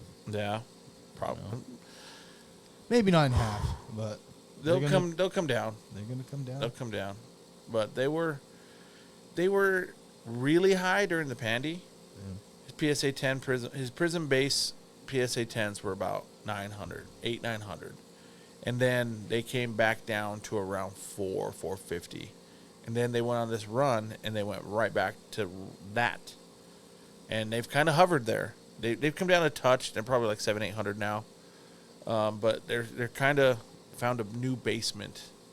It doesn't seem there's still time. There's still time in the off season, so the lulls of like football season starting and people aren't really buying basketball, so they might come down a bit more. Yeah, but they're not going to get down to 400 anymore. No, I mean, well, if they have come out and play shitty, they might. Or if he has like a really bad injury or Some something. kind of injury. Or he just says, fuck it. I'm going to I race don't want to play anymore. Yeah, I'm going to He's race the kind horses of guy now. that I could see fucking doing that, bro. He kind of is, bro. He's the kind of guy that say, I'm good. He kind of is. Done what I needed to do over here. I got my money. This is funner for me. Yeah. Stickers. Why so serious? I'm going to race horses now. Yep. Yeah. He just won a fucking horse race. I saw that, bro. Did you see that? Cool. He was fucking dancing. He was way happier to win that horse race than to win the fucking NBA championship. Yeah. He was dancing, literally. But no, you're right. He is the kind of guy that I could see, like, saying, all right, I've done what I've proved what I need to prove, and I'm rich. Yeah. I'm out. Yeah. Yeah. That would suck, dude. I know. That would suck. That'd be the worst day I'd ever. rather do that than go play somewhere else, I guess. Oh, that would suck too. Yeah, I'd rather him do that than go play for the Lakers or any. Yeah, that would be terrible. But I don't see him going anywhere. He seems like he likes it here. It seems like he's okay with it. He likes Malone. Just another fucking half a decade or so, hopefully. Yeah, we can get another 5 years, maybe another chip or two. That'd be cool. That'd be really cool. We're Starvation Island over here, bro, for the Nuggets fucking championship runs. Yeah. So, I'm happy with one. If we don't win any more, I'm cool. But it'd be nice to win another one or two, you know. In the NBA, like, you need to have multiples to be like GOAT status or like to be considered in the conversation. So, I want him to be in that combo. He needs at least one more. Yeah, I want him to be in that combo. And it needs to be this year or next year, kind of. Yep. Yeah. It can't be too far away. Yeah. Agreed. But no, I like hearing your opinion about that because we'll see. I mean, I've been around for a long time, and so I've seen a lot of trends, and I just basically base a lot of my fucking thought processes off of what I've seen happen in the past and shit. And although the pandemic and the fucking explosion was kind of a bit of a fucking anomaly, it still has happened before, just not on that level. Right. It's happened, that exact same thing has happened many times. It's just not quite like that. That was just a little bit it was more. like so extreme. Yeah. And just hopefully people stick around this time, and it seems like they are. It does. You know? It does. Is it the gambling aspect that's keeping people around? Is it the joy of actually collecting, or the love of the cards, or the love of sports, or what? I don't know. You know. Yeah. I think it's a real nice mix of collectors and flippers right now. Yeah. I really do. Like, a lot of people kind of hate on each other about that kind of stuff, but I think it requires a good mix of both in order for shit to like maintain or actually kind of go up, because you need flippers to move the cards around. If nobody's moving cards, you would never find them. You'd have to rely on eBay or like COMC, and like you're not going to find them all there. But like when people are going to shows, people are getting on airplanes and they're flying across the country. They're buying cards in Denver. They're taking them to Vegas. They're buying cards at the National. They're taking them back to New York. They're buying them in New Jersey. You know what I mean? So like, cards are moving, and you need flippers for that to happen. If it was just all collectors, they would all get hunkered down in a collection, and they wouldn't move until that person bequeathed them to somebody else, or they passed away or something, and they would just kind of hunker down. You know what I mean? I do personally feel like there's a little bit of an imbalance of flippers to collectors right now. I think there's probably too many flippers personally. It's just almost everybody comes up to the table, even trying to buy anything anymore, is trying to buy it to resell it. Yeah. Pretty quickly. Yeah. You know, so it's a little imbalanced because and it makes it hard to make the money without having to, and I don't want to say be like sleazy, but like having to rely on like doing some deals that you almost feel bad about sometimes, bro. Yeah. You have to make some offers that you kind of feel bad about sometimes in order to truly make money at this. Yeah. You know? Yeah, that's true. And it's offers that you would never fucking accept. You know? And I've been kind of like thinking about that a little bit lately. It's like, damn, in order to really truly make some money at this, I'm going to have to kind of fuck somebody every now and then. You know? It's just kind of how it is, but you're not wrong. And there's just so many people trying to do that to each other right now. It makes it hard. It's a little stressful sometimes when every single person that walks up to your table either wants to sell you something or wants to buy something for the price that you fucking bought it for. Right. Because they're planning on selling it for your fucking sticker price or more. Damn. You know, You're not wrong. almost everybody. Dude. You're not wrong. I'd say I sell 1 out of every 12 cards for the sticker price, if that, bro. Somebody walks and even usually then I'll still take a couple bucks off, or it's some kind of deal where there's not too much griping or bickering back and forth, or where they really want it like way under comps or some shit. You know? Right. Right. $120 card for $80 and look at you like you're a dick for not giving it to them. Right. I'm like, bro, what do you want? Well, I gotta have some meat on the bone. Oh, okay, I guess I'll fucking eat the grizzle. So I should I should starve? Yeah. I should starve because you need some meat? Honey, go fuck yourself. And that's what's been a little bit tough about some of the really big shows. For me anyway, and a lot of it is just luck. Depends on your spot. Like I've called it the flow of the ants, bro.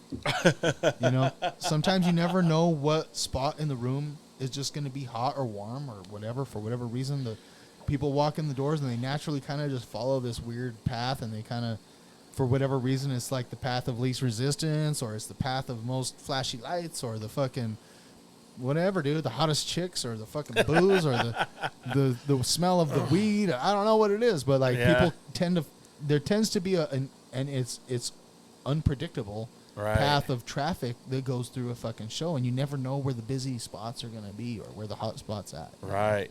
The path of the ants. Yeah. I like that, dude. That's and I've kind of kicked back and watched it a few times, and I'm like, how in the fuck are they so busy over there? It doesn't really make any fucking sense, dude. Like, that's so accurate. That's so accurate of an analogy. It's perfect. Yeah. That's exactly what it looks like. and they don't, and I'll go, what the fuck do they got that's so special over there? And I'll go kind of wander around, I'll look at the tables over there or whatever, and I'm like, You ain't got better shit than me. yeah, you got nothing better than what's over here in any of these tables over here, you know? Yeah. Like, it's just, is it better lighting? Is it better smells? Is there pheromones in the air? I don't know. The flow of the ants. Yeah, man. It's weird. It is, and it's true, and it's noticeable.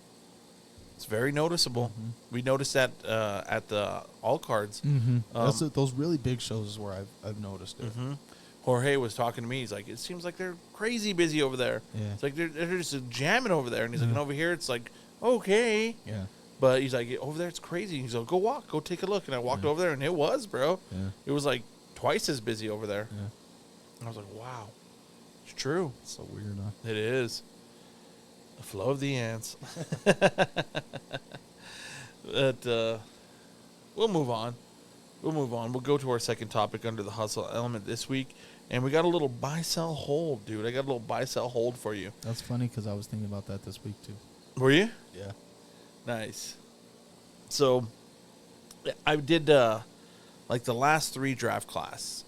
So, we got 2022, 2021, and 2020. Got a buy-sell hold, and we're doing QBs. So, let's start with the 2022s. And for you, I want to hear what you get, who you're going to buy, sell, or hold.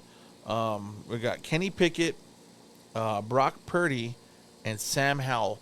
And before we get into it, I want to tell you, I heard today, that Brock Purdy has been cleared to participate. So it looks like he's going to play, possibly, very, very possibly play this year to start it out. So with that added knowledge, who would you like to go with the buy, sell, hold on these 2022 QBs? Well, I mean, that pretty much, yeah. I mean, I feel like,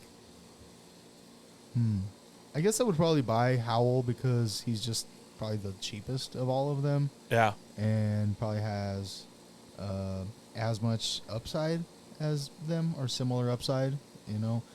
Maybe less because he's just the Redskins quarterback versus the Steelers quarterback, and the 49ers quarterback is obviously a little more prestigious. Right, you right. know? A little more known. You're always going to be... That guy. QB1 for those teams is different. They've had legends at those positions. Right. Multiple legends. Redskins have had some okay guys, but nobody that's going to, like... Joe Theismann was aight. Yeah. That's about it, Yeah. I guess. Yeah, end of list, kind of. is it Brett Rippon? Mark Rippon. Mark Rippon. Yeah. Brett Rippon was a Broncos backup. Yeah. I don't know. He was his nephew, I think. I think he is, yeah. But that's probably who I'd buy just because he's so low and he probably has a decent upside. I would probably sell Purdy because of his unknowns still, even though he's cleared, whatever. And because he's still pretty high. Yeah, he is. He's probably higher than he should be for sure, even especially with injury and everything else and the questions and yeah. I would probably hold Pickett just because he probably has some pretty good potential and he's still not. He probably has a pretty decent ceiling that he's probably hasn't even come close to hitting yet. Yeah. So agreed. And even if his cards go down, he's not like crazy expensive right now, so you're not going to lose a shitload of money. Right. Dude, I have the exact same thing. Yeah. Buy it up hell because he's an unknown. You know, he played a little bit last season, but we didn't get a great look at him.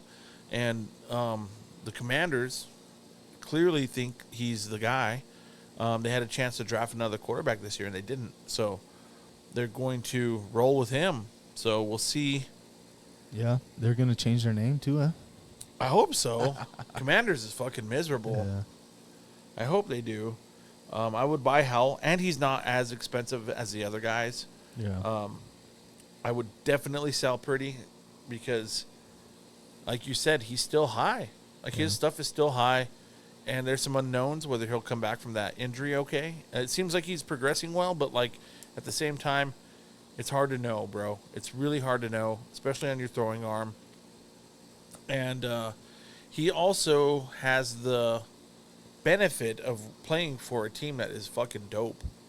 I mean, they have Debo, they have Kittle, they have fucking McCaffrey. They have weapons everywhere. Their offensive line is solid. Their defense is solid. Shanahan's a good coach. Lynch is a good GM. Like, it's a well-ran fucking organization. So he has that benefit of that. And it's hard to know whether it's because of that or if it's because he's a good QB or not. You know what I mean? So it's yet to be proven, really, that he's the man.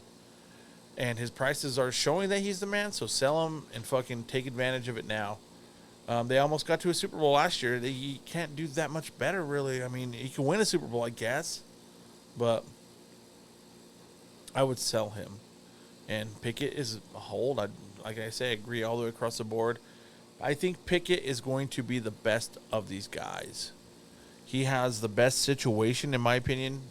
The Steelers always have a solid defense.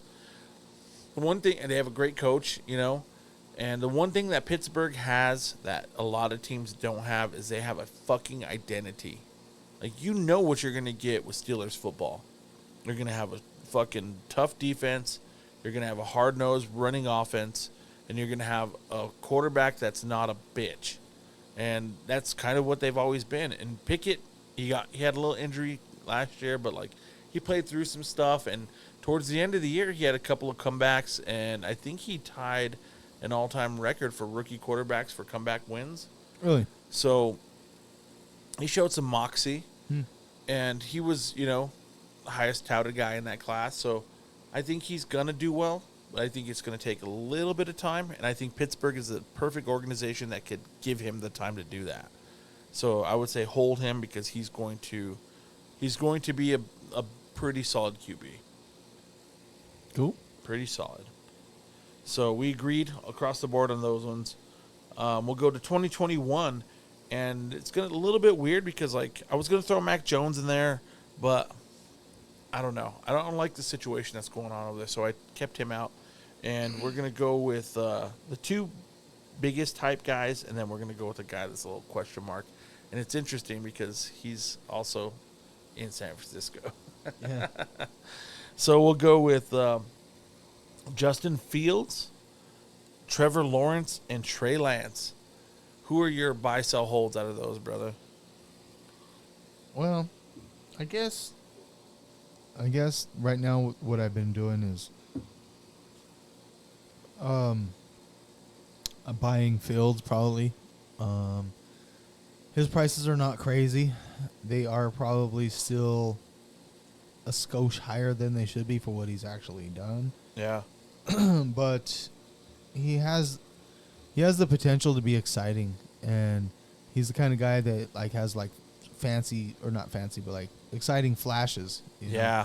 He could have a good 2-3 game streak where he fucking has a couple rushing touchdowns and a couple of bombs and like makes a highlight reel and is like your fantasy player of the fucking week and fucking and then you fucking that's when you fucking maybe want to fucking sell him, Yeah.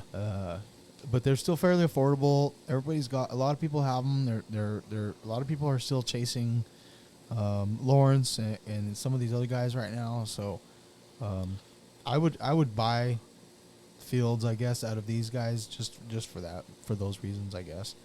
I would probably sell Lawrence because I feel like he's a little high for what he's done, and everybody seems to be super hyped on him and chasing him right now, which to me is kind of like I always kind of say is like if everybody's talking about him, it's probably a little too late. Yeah. So that's when everybody's chasing him. That's if you still got him, then that's the time to fucking do it, because you still have some fucking a little bit of standing ground too if you can hold your comps a little harder and shit. Yeah. If they really want it that bad, it's $100 card. You can probably get closer to your $100 for it. Yeah. You might get 105 for that motherfucker.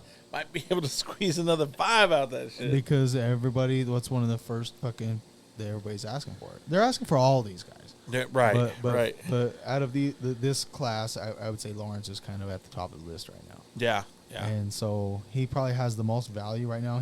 But he does still probably have potential to go up. But I feel like he's fairly high right now for what he's done, and he has a lot of room to go down. And he doesn't have much more room to go up. He has more room to go up still, but not as much room as like some of the other guys, I think. So that's solid. And then Lance, I would probably hold just because right now he's so low that it's kind of pointless to sell. Yeah. People will still buy them, but just because they're gonna hold him and hope he fucking does something. Yeah. He can still get traded. He can fucking. I think. He showed enough to where once he goes to another team, there's going to be some hype behind him before he ever fucking takes a snap. Yeah. So if they do stick with Purdy, they're probably going to trade Lance. Lance goes to a team, automatic fucking spike. Yeah. And that's when you fucking sell him. That's solid. Yeah, that's solid. I don't know. Yeah, for sure. So I would probably go with... I would probably sell Fields. I think I would sell Fields because I think the hype that's behind him now, I don't know if he could live up. I don't know if he could live up to it. I don't know that. I'm not saying he won't. He might. He might. I think he's an intelligent guy, and he's electric. He's electric with his feet, bro. Like he could run. He could run like Lamar, probably better. His arm isn't. That's what I don't know is his arm. I don't know if he's accurate. I don't know how well he could lead a team. I don't know those things yet. So the spike that he has right now, the hype that's behind him, I would sell. I would dump his stuff. Lawrence, I would hold. I would hold T-Law because I think he's the real deal. I really do. And what he did in the playoffs last year was pretty spectacular. I mean, he didn't have like a gigantic game. He didn't do he did fucking put one on the Chargers, bro. He put one on the Chargers.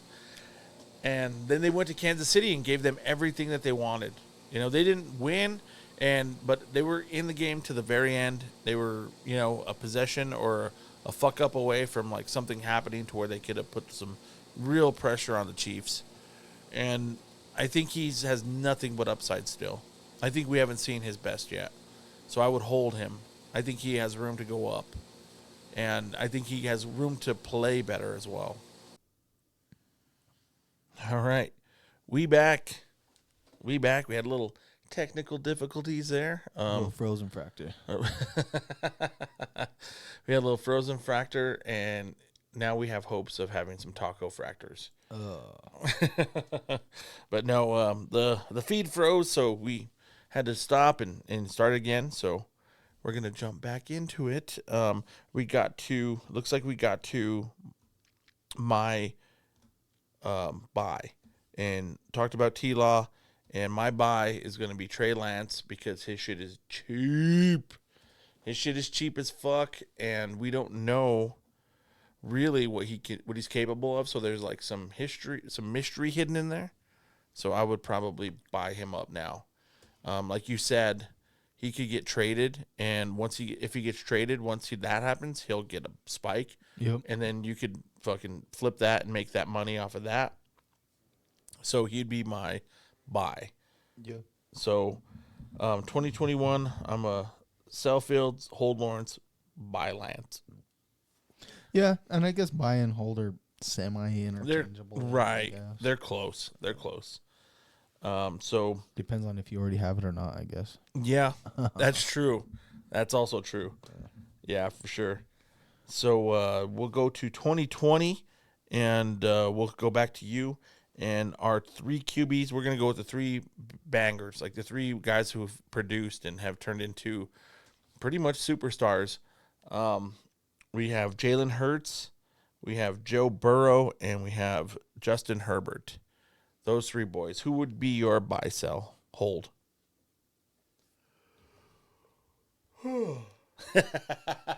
Sorry. I don't know where that came from. Little yawn. It's getting late. It's almost 10. Yeah, we started a little late today. Mm-hmm. So I guess I would probably still be buying Hurts.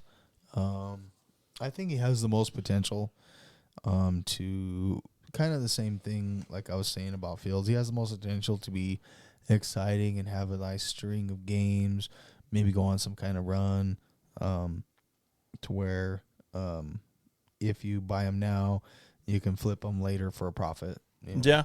Yeah. I would say probably if you have them already, sell your Burrows. He's one of those guys that he kind of these guys right here have kind of been interchangeable over the last few years. Not interchangeable. People have bounced from one to the other, I guess. Started with Herbert, kind of went to Fields. Kind of went to Hurts, and kind of went to Burrow, and kind of like they're all kind of still lingering around. But like Burrow is probably most people's biggest chase of the 3 right now, I guess, or most people's like top guy, I guess, of the 3. Yeah. So he's probably peaking pretty hard. It's going to be hard for him to maintain those kind of prices if he doesn't hurry up and win something. All of these guys, really. Yeah, it's true. They'll start getting the fucking Josh Allen treatment. Mm-hmm. Yeah. Guys like Hurts, though, you can always. I think you can always kind of bank on him. Maybe guys like Fields and Lamar, of them having like a little streak where you can, regardless of how shitty of a season they're having, they might have that little streak where you can. Fuck, dude, I've been fucked this whole time. All right. Right. We're going to have an opportunity in the future to kind of at least do something with them. Yeah. So, yeah, I would sell Burrow, and then I would probably hold Herbie just because, kind of the same reason I said about Lance. He's so low right now. He's just kind of, just hope he does something good and can go up. If he has a nice little streak, he might have some potential to go up. He's fallen so hard. He was too high. He was way too fucking high. He was too high, yeah. And now he's fallen to probably where he should be, but he's still kind of going down a little because there's so many other guys to chase right now. Yeah. Yeah. And he's just kind of getting forgotten about a little bit. So, yeah. If I had gotten into some Herbert and I lost on him, I wouldn't be in a rush to hurry up and get my money back because he has potential to go back up a little bit. Yeah, he does. So yeah, he does.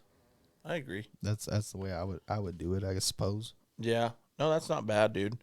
And I would similar to 2021, I would flip Herbert and Hurts. I would sell Burrow for sure because, like you said, he's the man of that class, and his stuff is, if you have it, it's going to be the most valuable of those 3. So if you want to make money and you got into him cheap, I would sell him, and I would buy Hurts because he still has room to grow, and he's actually, in all honesty, performed just as well as Burrow. Yeah. I mean, they both got to a Super Bowl and lost, and in that Super Bowl, like, Played well. Hurts played well, Burrow played pretty good. Yeah. You know, so I would say he has just as much of an opportunity to be the man of that class. So, and his stuff is low right now. It's still low. Yeah. So I would buy him. And like I said, I would sell Burrow, buy Hurts, and I would hold Herbert. And Herbert, dude, he has all the talent in the world. He has every throw a quarterback needs. You know, he just has a shitty coach. He's stuck in a shitty situation. And I think that if nothing happens this year, they're gonna have to get rid of him.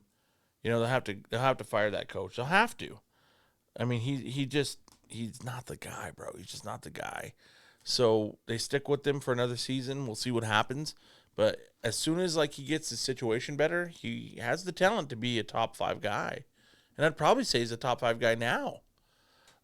He's big, strong. He could throw. He played through some injuries. He shows toughness. So I think he has some potential to come back. So that's who I'd hold. And did you say hold Herbert? Yeah, so we agreed on. So we agreed on this one. We agreed on that one, yeah. We agreed on 2022 and 2020, and we were just one off on 2021. Yep. But yeah, those would be mine for sure. Yeah.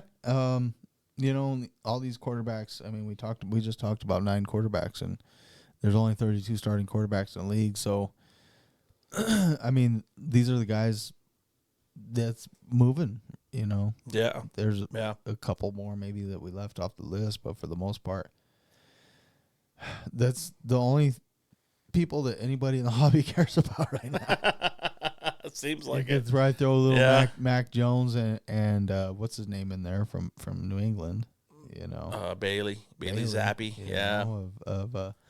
But yeah, that's the only football cards that anybody cares about right now. So. For sure.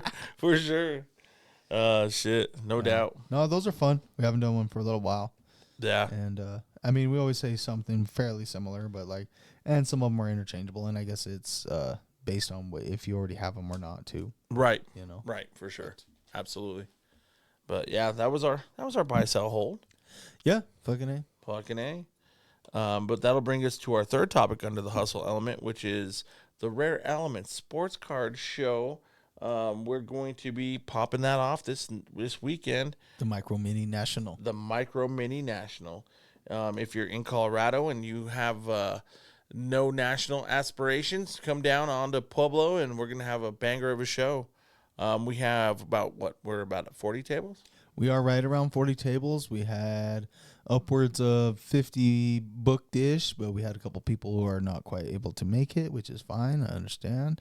Circumstances being what they may be and distances to travel. But, yeah, right now we're still sitting right at around 40, so pretty cool. Yeah, not a bad turnout. And we're going to have some new vendors as well. We're going to have some folks up from New Mexico. We're going to have a new Pokemon vendor. Yep, a couple of them, Nightmare and Poke Dread. Nice. And along with Dave and grandson in tow. Those guys are pretty steady Pokemon guys. So, yep. We've got some Pokemon and Pops and stuff too. So if you guys are into that, or if you have friends or family who you need a sidekick at the show and they're not into cards, maybe they're into that shit. You know. Yeah, absolutely. Come down. And Nightmare's going to be there. They have a lot of cool shit, dude. I was set up right next to them at the iKards show. Yeah. And they have some nice stuff. They have some cool toys. They have some cool Funkos. Yep. Some cool cards. Awesome people. So yep. Lots of mem. Definitely come down and check them out. They're going to have a lot of cool shit. So it's going to be a good show, man. We're going to have the pod set up. And if you want to jump on and jump onto the pod and come say what's up, we're definitely open to all that, man. Maybe we could throw down with a little Nightmare action on there. That'd be cool. Absolutely.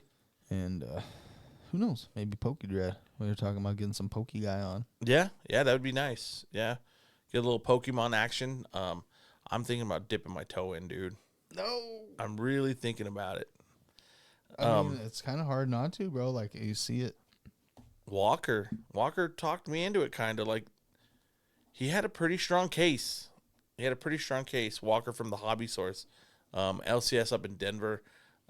Great guys. Steve and Walker. And I can never remember the other guy's name. God, I can't remember his name. Me neither. Fuck. Sorry, dude. But you're cool as shit. But all the boys at Hobby Source, they have really started shifting towards Pokemon, and they made a case when we went to the trade night, and I'm coming around. I might start dipping a toe. Yeah. So that'd be cool to have a poke master on the pod as well. So if you're planning on coming down, definitely come and jump on the pod. Yeah, don't be scared. If anybody wants to chit chat, just speak up. That's right. You're goddamn right. So, like I said, this Saturday, it's going to be on and motherfucking popping in Pueblo. So, we're going to do our thing, and hopefully we get a nice turnout. We have a lot of people come show up and come support the Pueblo card scene, which is growing, and it's going to become a nice part of the Colorado scene for sure. Yeah. Yeah. So we always try to do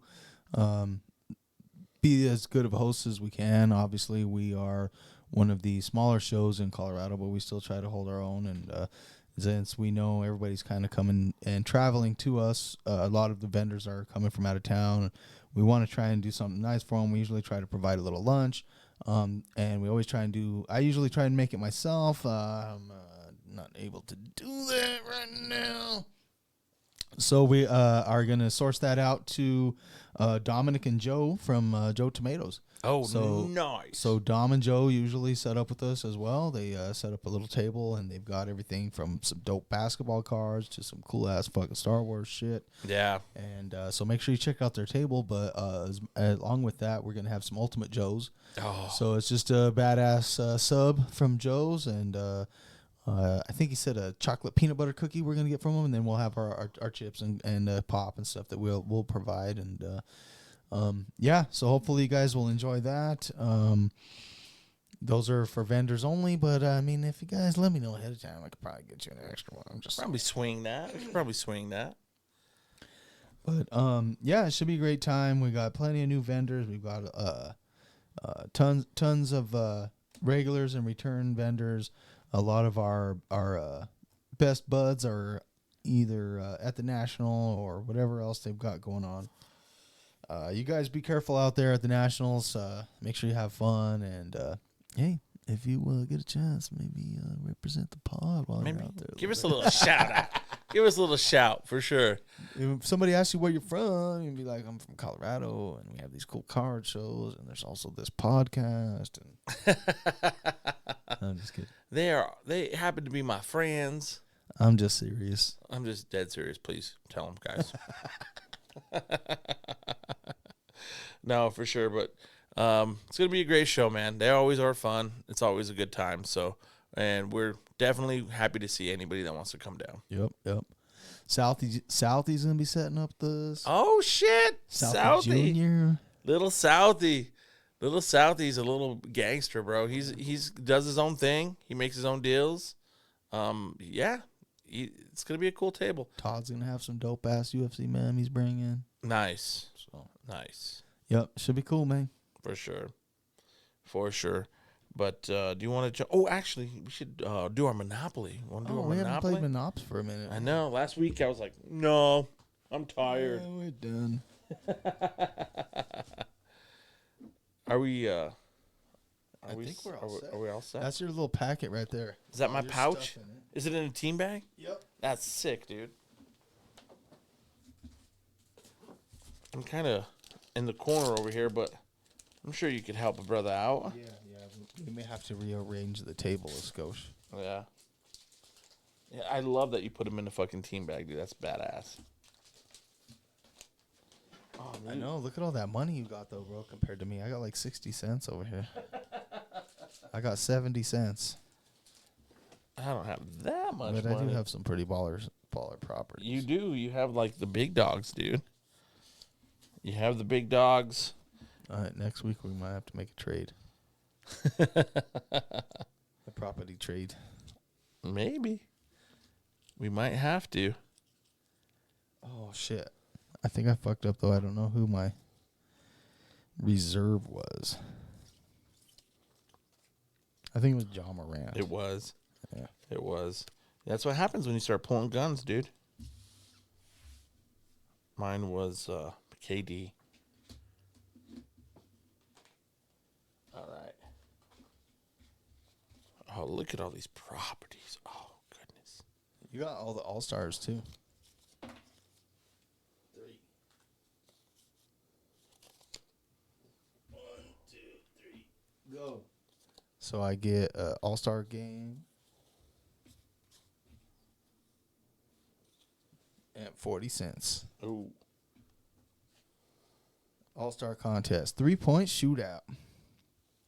Challenge the opponent to my left. That would be, you. Both place 2 starters and your reserve face up on the round 1, 2, and 3 spaces. In any order. Do not look at the stats. Okay. So it's a 3-point shootout, so obviously you're probably wanting to pick your 3-point shooters. Damn. My starters aren't the best at 3-point shooters. My reserve could hit some threes, though. I mean, I got Steph Curry. That's pretty cool. Oh, you son of a bitch. Not good. It's not looking good for us. I guess Joker and Ja are probably both pretty all right. I wonder if I'm assuming the order matters. My 3 are terrible. I have Luka, who's mediocre at threes. I have Embiid, who's a center. And I have KD. Ooh. I guess I could, and Giannis. And Giannis, no, he's not a 3-point I'm guy wondering at if the all. order matters at all. I don't know. It says in any order. So. I'm gonna go Curry at the end. Curry's gonna be my ringer. He's gonna be your anchor. Jaw's my reserve, but he's going first. All right. Now, for each round, flip the cards. The higher offense stats wins. If there's a tie, jump ball. Oh shit. The first player to win 2 rounds takes the card. Oh no, I'm in trouble, bro. So, round 1, offense. Offense, Ja versus Luka. I got 81. 83. Oh, shit, son. 83. Round 2, offense, 93. Oh shit, I'm in trouble. 84. Embiid 84. Right. So 1-1. It's going down to the end here.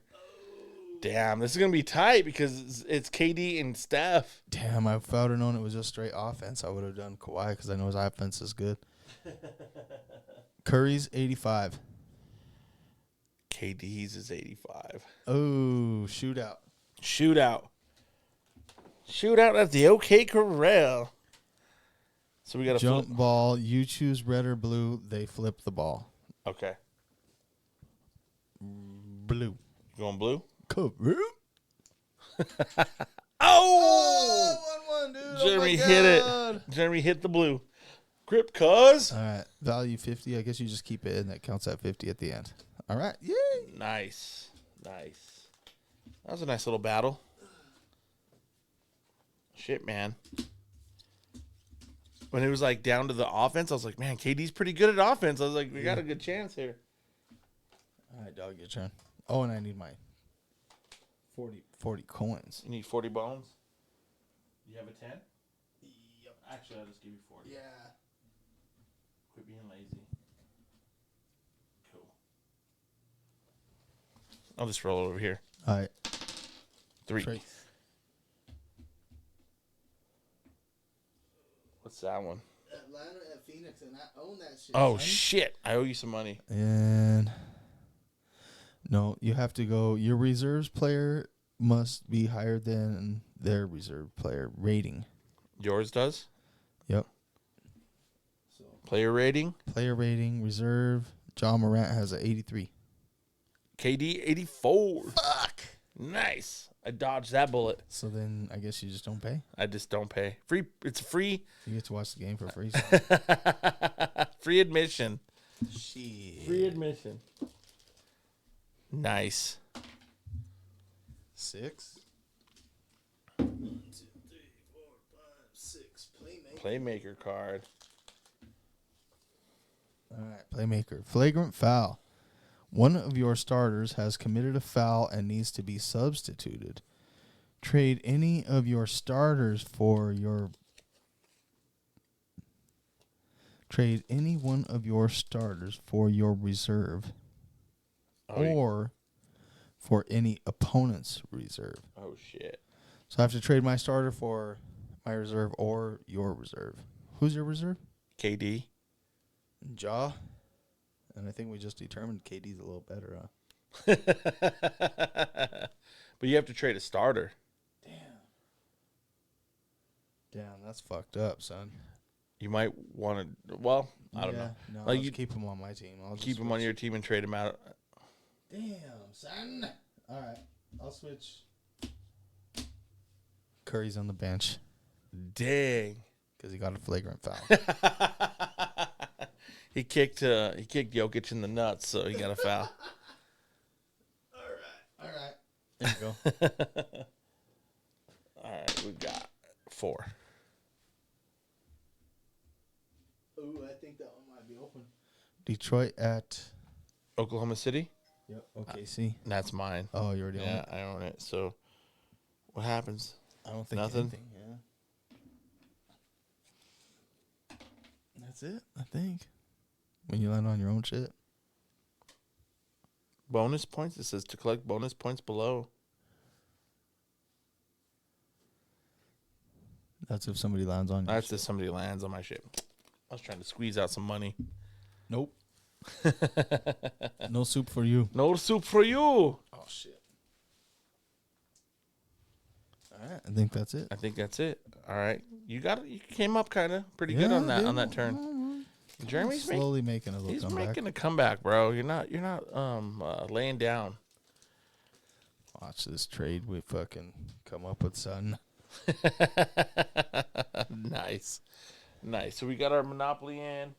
I feel much better about it. I felt bad about not doing it. I want to keep doing some Monopoly because that shit's pretty fun, dude. Yeah, we'll have to see how this ends up. It's pretty dope. But do you want to jump into some sports, my brother? But first, Oh, I almost forgot. Can we get a motherfucking moment of silence for this small chronic break? I can't even say the next line to that because it's like N-bomb, like left and right, dude. the fat's fucking it up a little bit. I don't want to get us canceled.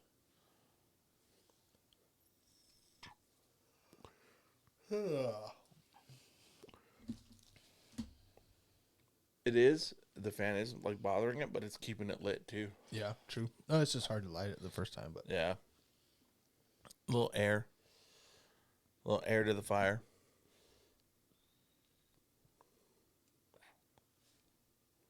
cool. I'm good. I'm a one-hitter quitter. Have to infuse the mic for if anybody ever uses this one. Cool. If you don't, I don't know what I was gonna say. See, I already got high. If you don't know, now you know, playa. All right, man. So here's we're gonna jump into a little sports. Let's do that. So it looks like the NBA has approved Michael Jordan to sell the Hornets, bro. So they were talking about selling, and it takes all the owners to get together and approve it, and it looks like they did that. So it looks like Michael Jordan is going to be selling the Hornets. Dude, does his failure as an owner affect his legacy at all, in your opinion? Honestly, in my opinion, no, I don't really give a fuck. Honestly, I kind of thought he had already sold. I was not even positive that he was still an owner, dude. Didn't even realize. I thought he was like a fucking Colonel Sanders type of owner anyway. Yeah. More of a figurehead. More of a figurehead, yeah. Probably. I don't care. I don't think most people do. I don't think it's like fucking affects his legacy per se or any of that kind of shit. I mean, some of the hardcore MJ dick riders, he can do no wrong anyway, bro. It's true. Yeah. He could probably fucking murder somebody and still be fucking. Yeah. Yeah. You're not wrong. P.S. LeBron sucks. But no, I mean, as far as that goes, I think it could have enhanced it, but I don't think it could hurt him. Not really. Yeah. Not really. He didn't have like any major controversies either. No. No. Like he never grabbed a titty or like never did any of that we know of. They just were unsuccessful. They just didn't win. Yeah. And he didn't draft particularly well. LaMelo Ball probably being the best draft pick he's ever made. And I don't know how much he even has to do with that, honestly. You know? I'm sure he has a GM. I'm sure they're making those decisions. Yeah. You know? I'm sure Jordan's up in a booth sipping whiskey, smoking cigars. Yeah. I mean, he probably says, make sure you run that shit by me, motherfucker. Right. Right. But I'm sure he has a lot of yes men. A lot of people are scared to tell him no, or right. Who wants to be that guy? Not me. Listen, Michael. Yeah. Mike, I don't know. That doesn't seem like the best of ideas. Doesn't seem good, bro. So you're trying to tell me, Michael Jordan, the GOAT of basketball, the greatest player to ever live, that I'm wrong about something that has to do with basketball? Come on. Dude. I think that's a big part of what hindered Elway in Denver. Like, Elway's royalty in Denver. Yeah. And nobody wanted to tell him, yeah, that's probably a bad move, John. Yeah. Yeah, we probably shouldn't do that. Yeah. Nobody's going to say that. Nobody's going to say that to him. It's true, man. Well, and then they had so much success at the beginning that it was like he bought himself some time. Yeah. Yeah. Yeah, and Jordan's never really won anything. Nothing. As an owner. Yeah. No, I thought you were being sarcastic. No. Yeah. No, number one, nothing. Nothing. Ever. Not a thing. Not a thing. In his life. But no, I mean, does this like give fuel to the argument that like great players can't be great administrators or like, you know, owners or anything like that? Magic is pretty good. Yeah, I mean it's tough. You never really know how much these guys are being puppeteered, you know, or how much they're just are a figurehead, or how many decisions they truly are making, or yeah, it's true. I mean, all the way down to the president of the motherfucking United States, son. Right. You know, it's like everybody, they're all puppets, kind of. They're all Kinda. they're all doing whatever makes the people below them happiest. Yeah. Where they don't fuck with them too much. Right. Right. It's true. So it's true. Yeah. I don't know. I'm curious how much he was truly involved. Did he just sit around smoking cigars, signing fucking paperwork, or yeah, did he actually make a lot of decisions? You know? Yeah. Making cut autos, huh? Just making cut autos all day. Yeah. Fuck it. Like, yeah, sign this, Mike. Oh, okay. Yeah, we'll cut that into a fucking basketball card here soon. Yep. Yeah, I don't think it tainted him either, bro. Honestly, what he did on the court was incredible, and like not even on the court, but off the court with the shoes and with the business savvy and everything. You know, it's kind of hard to fucking beat that persona up. You know. Yeah, did you watch Air After All? I still haven't. No, I haven't. It's pretty good. Is it good? It's worth a watch. Yeah, I need to fucking do it. I'm claimed to be one of those Jordan Dick riders. So I should probably watch it. It's worth it. It's worth a Netflix. Yeah. Or whatever fucking streaming thing it's on. Wherever it's at. Yeah. I'll peep it. I need to. I've been. It's Amazon. I think you're right. I've been so busy, bro. I don't have time to watch 2 hours of a movie. It's been brutal at work. Yeah. And but I got to make time for that because it looks fucking awesome. It does. Pretty good. Like if I could take all the 5-minute increments of like looking at YouTube videos on my phone and like squeeze them together, and like I could get through a movie for sure. So it's only excuses, man. Yeah. Just watch it on YouTube Yeah. in 5-minute increments. If they had it on there, I would. I totally would. I can watch it in a day. But yeah, I don't know. We'll see, man. I thought the whole thing was weird, and I thought the only reason he did they even allowed it was because of who he was. And yeah, like, it was kind of like almost like it's almost like a push move. Like when they give pushed himself in those honorary college degrees and shit, you know. All right, Mike, we're gonna give you a team. All right, because what you did for the NBA, we're gonna give you one. How can you say no? Yeah, you're Michael Jordan. Yeah. All right, we'll give you a team. We'll see how it goes. Give it a decade, and then if you can't do anything, we're gonna take it away. Yeah, that's fine. And he's gonna make some money. I'm sure when he bought in and like, I'm sure from what it's money. What it's worth now, it's gonna be exponentially bigger. So gotta be. He'll be all right. He'll be fine. He'll be fine. I know that the fans of that team are probably happy. Yeah. How could you not be?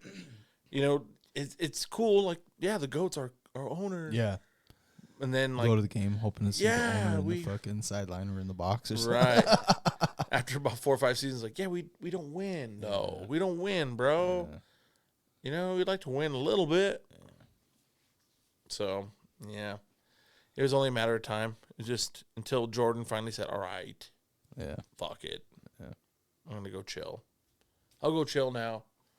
He's not that old. What is he, like 50? You got to be a little older than that, right? I don't know. He was a rook in 84. Then he would have been about, 21 in 84? He is about 60? Almost. Let's see. 60. On the nose. Yeah. Yep. 60. It's funny, too, because on Wikipedia, they still have his height and weight exactly what he played at. So it's like 6'6", 216. Yeah. Like, you're not 216 anymore, Mike. I love you, but you're not 216, dude. But we'll move on. Dude. We'll go to our second topic under the sports element. And that is about... Dude, did you see this? The Milwaukee... They're playing... The Cincinnati Reds are playing in Milwaukee. And in like the first or second inning, Ellie De La Cruz was up. And he hit a bomb, dude. It was gone. And the dude robbed him at the fence. Jumped up, snagged it, robbed him. And it was, one of those scenarios. And then he came up to bat in like the fourth, and the scoreboard operator like put up on the board like, yeah, he almost hit a home run in the first inning, but he didn't. And then like just like trolling him a little bit, and he saw that shit, and he just took one and sent it out of the stadium, dude. He hit it out of the damn stadium. Why would you do that, dude? Why would you do that as a scoreboard operator? Why would you poke the bear, bro? I mean, I don't know. I love it, bro, all around, honestly. I think it's fucking great. I think it's fun. I think it's fun for the fans. I think it's fun for the game. I think it's fun for people watching fucking on TV. It sucks for them. He made them fucking suck a fat one and shit. But, sometimes that's how it works out. But I think it was all in good fun for the most part, and I think it's pretty cool. And I wish that they would probably do a little more to kind of go back and forth like that. I think if it happened too much, you'd get the fucking prima donna players fucking bitching about it probably, though. Yeah, for sure. For sure. Make fun of a guy like Bryce Harper, and he might fucking throw a fit. I don't know. This is kind of the second time Ellie's kind of had this situation arise. Like earlier in the year, they were looking at his bat because of the the bass knob that he has, it's a little different. And they like stopped the game and looked at it and were like, oh, I don't know about this. And I guess they deemed it okay. And then later on, he hit a fucking bomb and he like trolled the fucking ump and he was like pointed at it like, bitch. Yeah. So it's like kind of his second scenario where he's had something like this. And this side, it was kind of cool because he just like, oh, you're going to troll me, bitch? Yeah. Fucking knock one out of the ballpark, you know? It was pretty cool. Pretty cool. I'm starting to like him, dude. I'm starting to like him. That's like a Babe Ruth, like pointing at your shot moments, you know? A bit, man. I mean, he's this guy. I mean, never really seen somebody come out and do this kind of stuff and maintain it. Yeah. You know, Yeah. like, to this extreme. Like, there's been great players that have been, you know, but they didn't come out like this. Even guys like Griffey didn't come out like this. Man. No. You know. No, they didn't. It's pretty impressive. Yeah. Pretty impressive. He came in with the hype, and he's like living up to it pretty much. Yep. Pretty much. Like building legend kind of stuff. So, Yeah. you So know. that's what makes me so apprehensive because it's just like it's how can it maintain? Yeah. You know, Yeah. the stuff that this guy's been doing. It's crazy. It's pretty nuts. Yeah. How long does he have to do it before it's like, all right, he's like he's that guy. Well, if he keeps up like this, it's I mean, that's better than anybody ever, bro. You know, I don't think he can keep it up like this forever. I think he can keep up something, and you know what I mean. Like, Yeah. we'll see. Obviously, he's got it.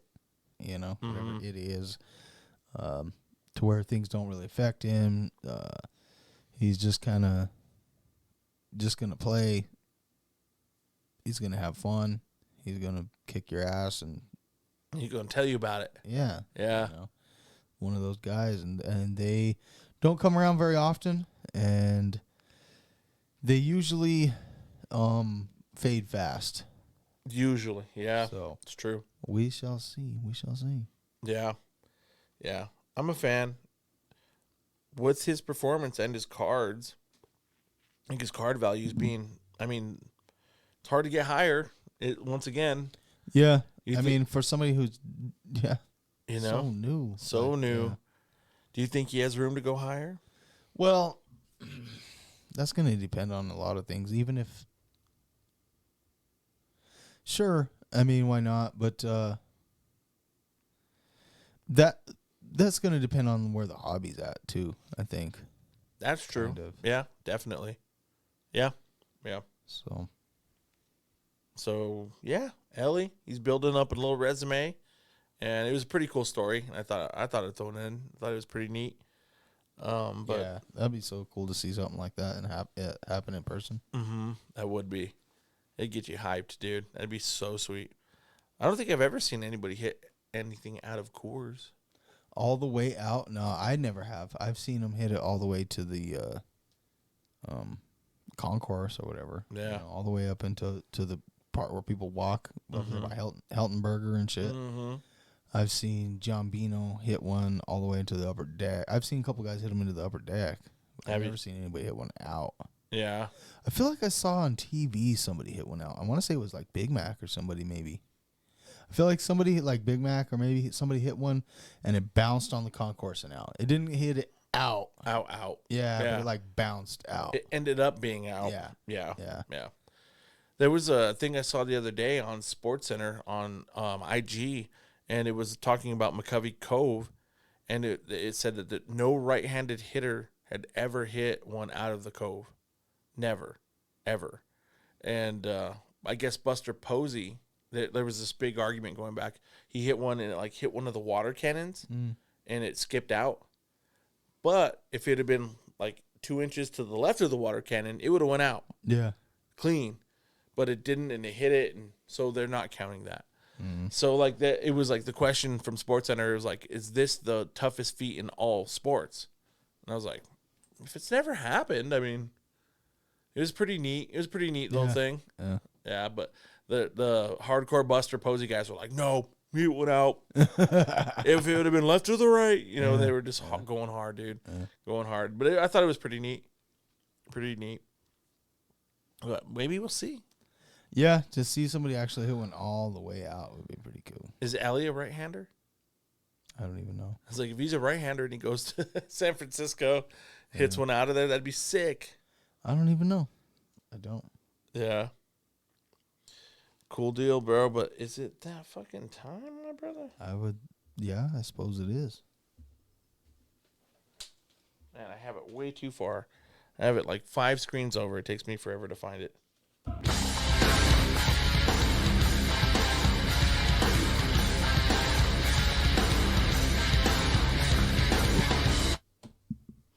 Alrighty. Let's see here. So this week, Team McGregor finally won one. They almost got swept, which had never happened in the Ultimate Fighter before. Really? Like I had said before too, the setup was a little weird this year. It was veterans versus rookies or prospects. So obviously the veterans are going to have kind of an advantage, Right. which they did. Yeah. They ended up going 7-1. The Team McGregor finally had a win. It was Rico DeSulio versus Hunter Azur. Hunter Azur was Team Chandler's #1 seed, actually, even. So it was an upset versus the #4 seed. It was actually really kind of a cool fight. Kind of went back and forth. Azur was winning the whole time, and then he kind of just got clipped a couple times. Went down, and Rico kind of hit. It was actually really cool to watch. He hit him with like a double Hulk smash, bro. Fucking, he knocked him down, and then he just kind of came flying like fucking, bam, and like just crushed his fucking skull open. Obviously, he didn't do that, but he fucking gave him kind of a double Hulk smash. It sounded good, though. Yeah, Yeah. in his dome, and finished him up, which makes it 1-7, McGregor versus Chandler. Damn. The thing that happens now, the thing that sucks too, especially they always do the Ultimate Fighter as like teams. You start off as teams, and almost always one team kind of dominates, or it's always lopsided. Yeah. So when you get to the second round, there's never equal number from each team. So usually they make some guys go to the other team just to make it like balanced and shit. Like make it more fair. Yeah. And it's not necessarily on a team anyway. You're still everybody at the end. At the end, you're going to be fighting somebody from your own team towards the end anyway. Right. Pretty much no matter what. Right. So you're not really on a team. It's just that's who's coaching everybody because they split it up into 2 coaches. Mm-hmm. Once it gets down to that, then they have to kind of start switching teams and stuff. So I guess some of the guys are kind of butthurt because they have to go to the other team and Right. all that. It's like they're 1-7. Yeah. I don't want to go to that team. Yeah, they start forming like a little bond or a little camaraderie, and they start feeling like an actual team. Right. But they forget that they're all actually there to kind of sort of fight each other. But there's like some guys griping saying that if they have to go to Connor's team, they're going to quit and blah, blah, blah. I'm like, motherfucker, no, you ain't. You're going to give up opportunity of a lifetime and shit. Bro. Right, for real. Go over there and talk to Connor. He'll teach you how to sell whiskey. But over the first few episodes, being a team, and they go back and forth, so they've had chatter. You know what I mean? So like Connor losing all these rounds has been kind of like, oh, you guys, whatever, you guys were washed up, because these guys are the former UFC guys, so they're trying to get back into the UFC. So he's like talking shit to him about that. But then they're like, oh, but we're fucking up all your dudes and da-da-da. And so they're going back and forth. But now he's going to end up having to fucking coach some of these guys, and kind of makes it a little weird. Yeah. But talked a little too much shit. Yeah. But either way, the semifinals start this week. And so, yeah, that should be kind of cool. This last UFC was daytime UFC because it was in London. And so I was kind of trying to keep an eyeball on it while we were at the iKards show. Oh, yeah. Kind of flip out the phone here and there. I got to remember to take my goddamn laptop to the shows, and I never think about it, bro. I'm still so fucking stuck in the 90s.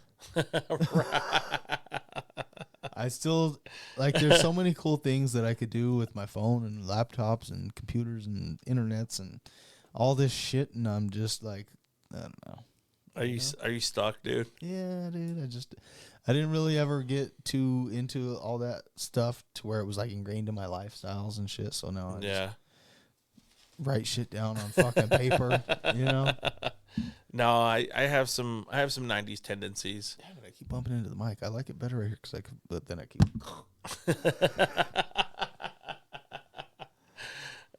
But yeah, I don't know. Anyway, yeah, I was trying to watch it. I ended up watching the replay the next day, pretty much on ESPN Plus or whatever. It actually was some really nice fights. Went down. Paul Craig, who I pump and dumped a little bit with my, got the gold rated rookie autograph numbered out of 10, so that's nice. pretty cool. But he went down to middleweight and pretty much dominated Andre Muniz. So he looked great, KO'd him. So I've got a little bit of hope for that card anyway. It's kind of funny how, especially in UFC, but even in all the other sports, when you have a card of a guy, you kind of like start rooting for him to do good. Absolutely. It's you could have cared less until you had one of their cards, and now you're like trying to convince everybody how fucking great they are. Yep. That's how I was with Justin Fields for a solid year. I bought a lot of Justin Fields cards off of Bangers, and I'm like, oh yeah, he's going to be the next guy. Yeah. Absolutely. Once they're all gone, then you can finally change your tune. Right. I sold him. He can suck now. Yeah, you pump them and then you dump them. So, yeah, then let's see. We had Nathaniel Wood decisioned Andre Feely. That was a great battle. Wood ended up on top. Kind of went back and forth every other round, and then that last round, Wood kind of just finished him off at the end. So that was a really nice fight. It was a good fight. Then we had the women's flyweight, Molly McCann. They call her Meatball McCann. Her hype train got totally derailed by Julia Stolyanenko. Yeah. So she's been kind of a hype train for a minute. Her and Patty are kind of like buddies or whatever. They would hang out. They both won big time in the O2 Arena, which is the London Arena. I want to say almost 2 years ago by now at this point. They had a huge win. Both had huge wins. Super hyped. Everybody was like loving them. They both had like knockouts in the same night. Dana's fucking sucking both of their fucking wieners off, even though she's a girl. And they're helping promote Hallerhead and all this fucking shit, you know. Yeah. And then next thing you know, she's lost 2 in a row. So Ooh. yeah, she got fucking smoked pretty hard. She looked real outclassed in this last fight, and we'll see. I don't know. A lot of people are super down on her now. They were overly hyped on her. Everybody's sad because she actually has a color wheel insert in this year's UFC Select right here. Oh no. But she's not good enough to have one of those ultra rare cards, you know? Yeah. But one thing I've noticed what Panini does and what kind of sucks is they always got to have a few rookies in that shit. Yeah. You know, so they force a couple of rookies into these color blasts and color wills and all this stuff just so they can make sure they have some rookies in there. So it's true. It makes sense in a way, but kind of, but it ends up kind of being kind of sucks sometimes. It happens with like kabooms too sometimes. Same and thing. Downtowns, like downtowns. Jordan Gotta Love. have some rookies. Jordan Love has a downtown, you know. Yep. And when at that point he wasn't even hasn't even played yet. Right. The fuck. Sam Darnold has a downtown. Yeah. Yeah. I mean, at least he was a starter, but a little bit. But no, it sucks when that happens. You're not gonna want that, you know. Mm-mm. So yeah. It you know, it is what it is. That's one of the UFC cards that I got recently. I didn't even. I guess I should have brought it in. I didn't bring in some of the UFC cards that I got from that lot, but it was a Ricky Simon Tiger PSA 10. Yeah, and it was tough to value because one sold for this exact one sold for $300 on eBay a few almost months ago. At this point, I guess. Yeah, it was the only one. It's Pop One, but he's not an ultra popular fighter, dude. Yeah. So it's like basically maybe $100 card. It's a rookie SSP, whatever, but it's the Tiger stripe. They make one of those for everybody. Yeah.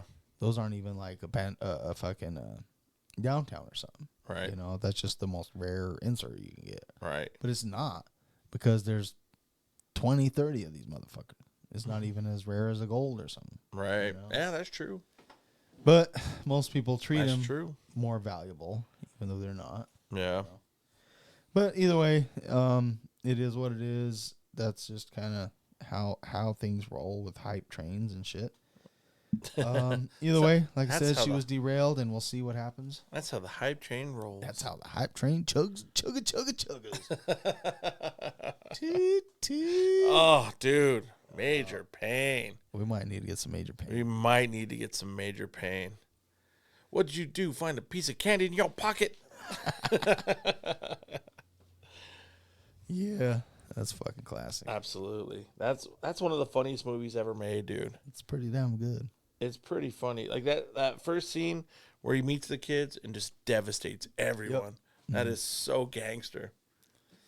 Yeah, that's pretty dope. Apparently, he pissed all over the front side of his pants. Oh, they need to remake that shit.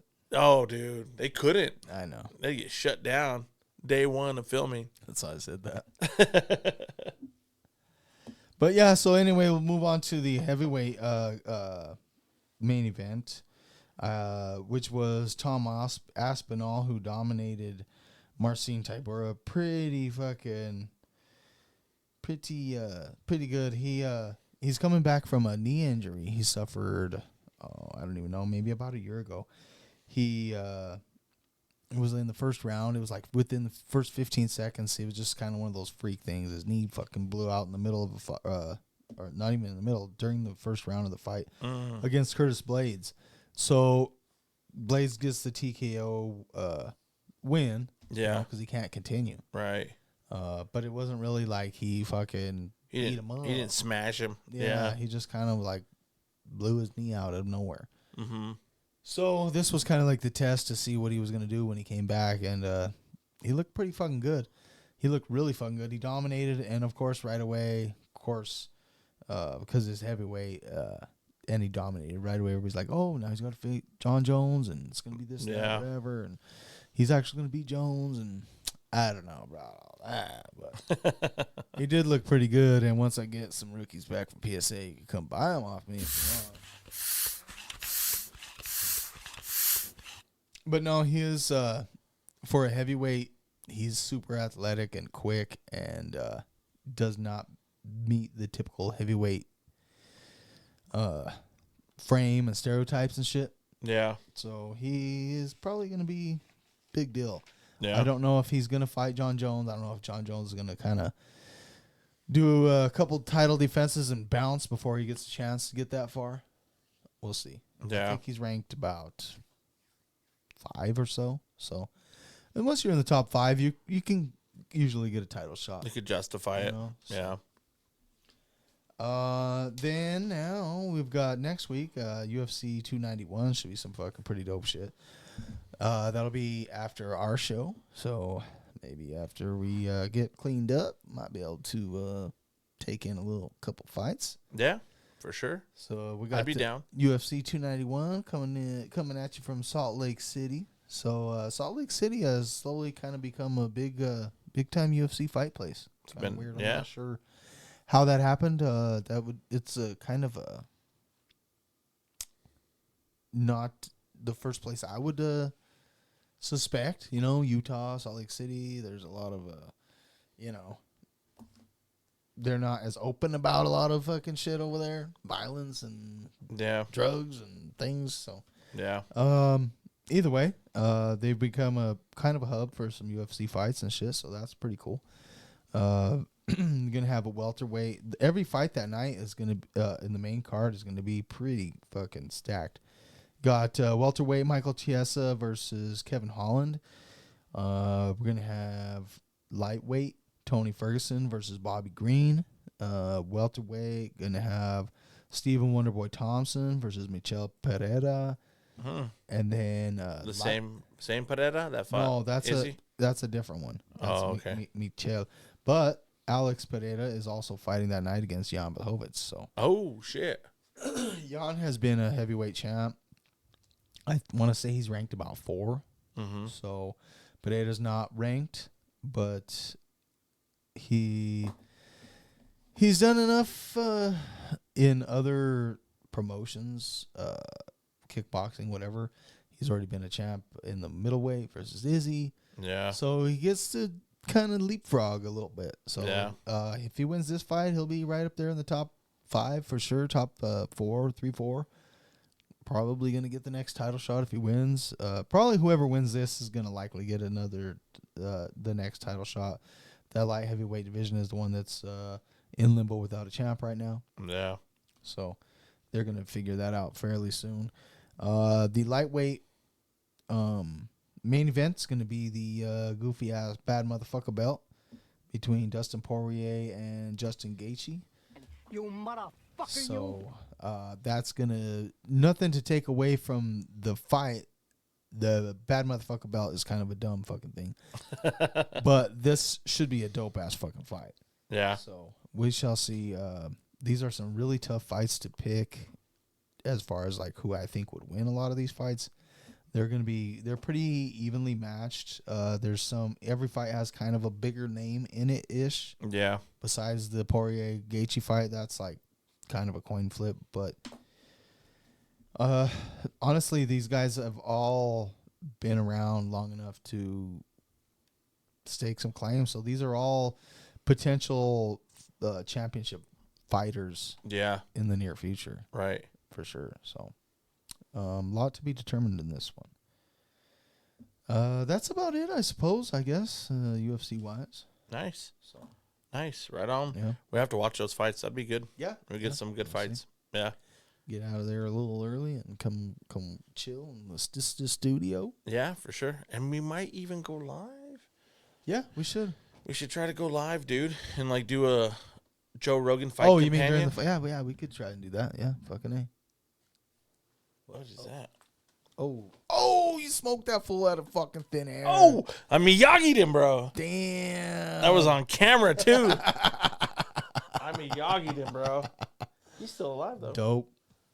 Yeah, got him. Had a little visitor, but got taken care of. Yep. Little bug. For sure. But no, yeah, we should watch the fights and get a little pizza pie. Yeah. Yep. That sounds like a winner. Absolutely. Yeah, bro. That's all I got for the pod this week, man. You got anything else you want to hit up? No, there's I don't know if we mentioned it yet. There's a new show added to the list. Going to be that NOCO show up there in Greeley. Going to be at the Day Spring Christian Academy again, September 30th. So just kind of keep that one in mind. I know it's a little ways away, but that'll be a week after our next show. Yeah. After this weekend. So our fall spectacular. Yep, just another one to kind of keep in mind and add to the list. Did you see that thing about Arch Manning? I did. Yeah. So Panini signed him up, huh? Yeah. So that's kind of big news, I guess. I'm surprised they hadn't already. Honestly, I'm surprised somebody hadn't. Yeah. Yeah. So yeah, it looked like they're gonna kind of do one of those little special little sets with just him kind of in it, kind of thing, like almost like Topps did with Trevor Lawrence or something like that. That'd be cool. So that'd be cool. We shall see. Might hit a little training camp practice next week. That'd be pretty cool. We might hit a little training camp practice. Hit up the homeboy Willie and might be able to hook us up with some free ticks to that. And you got to get ticks now to watch practices and stuff. Never done that, but something I've always wanted to do. So we might be able to check that out next week. So yeah, for sure. If we do that, have a little report on that. Might do a little video. Yeah, why not? Might take a little vlog action on that. That'd be kind of cool. Whip out the cam. Excuse me while I whip this out. But nice. Yeah, can't wait, dude. That'd be dope. Yeah, and just I want to say again, make sure everybody that's at the National, all the homies, stay safe. I know we've got at least a good half a dozen homies out there from here and other homies of the pod. I think Mr. Rob Carr is going to be there. Some of these other guys.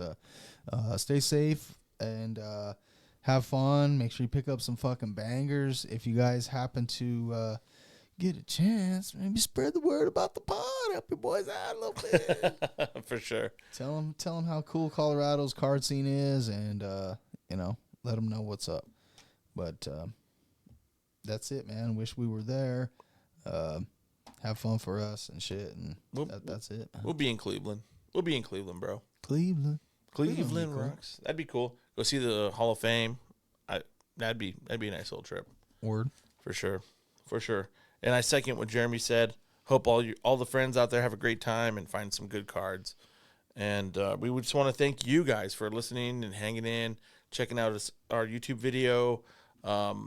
We appreciate every last one of you motherfuckers. So we just want to you like, subscribe, share, click that fucking bell. Just kidding. No, for sure. But seriously, do that. But right on, guys. We appreciate you so much, more than we could ever tell you. And fucking check us out next week. We will be here. Yep. And peace, motherfuckers. We'll see you guys Saturday if you come. Peace.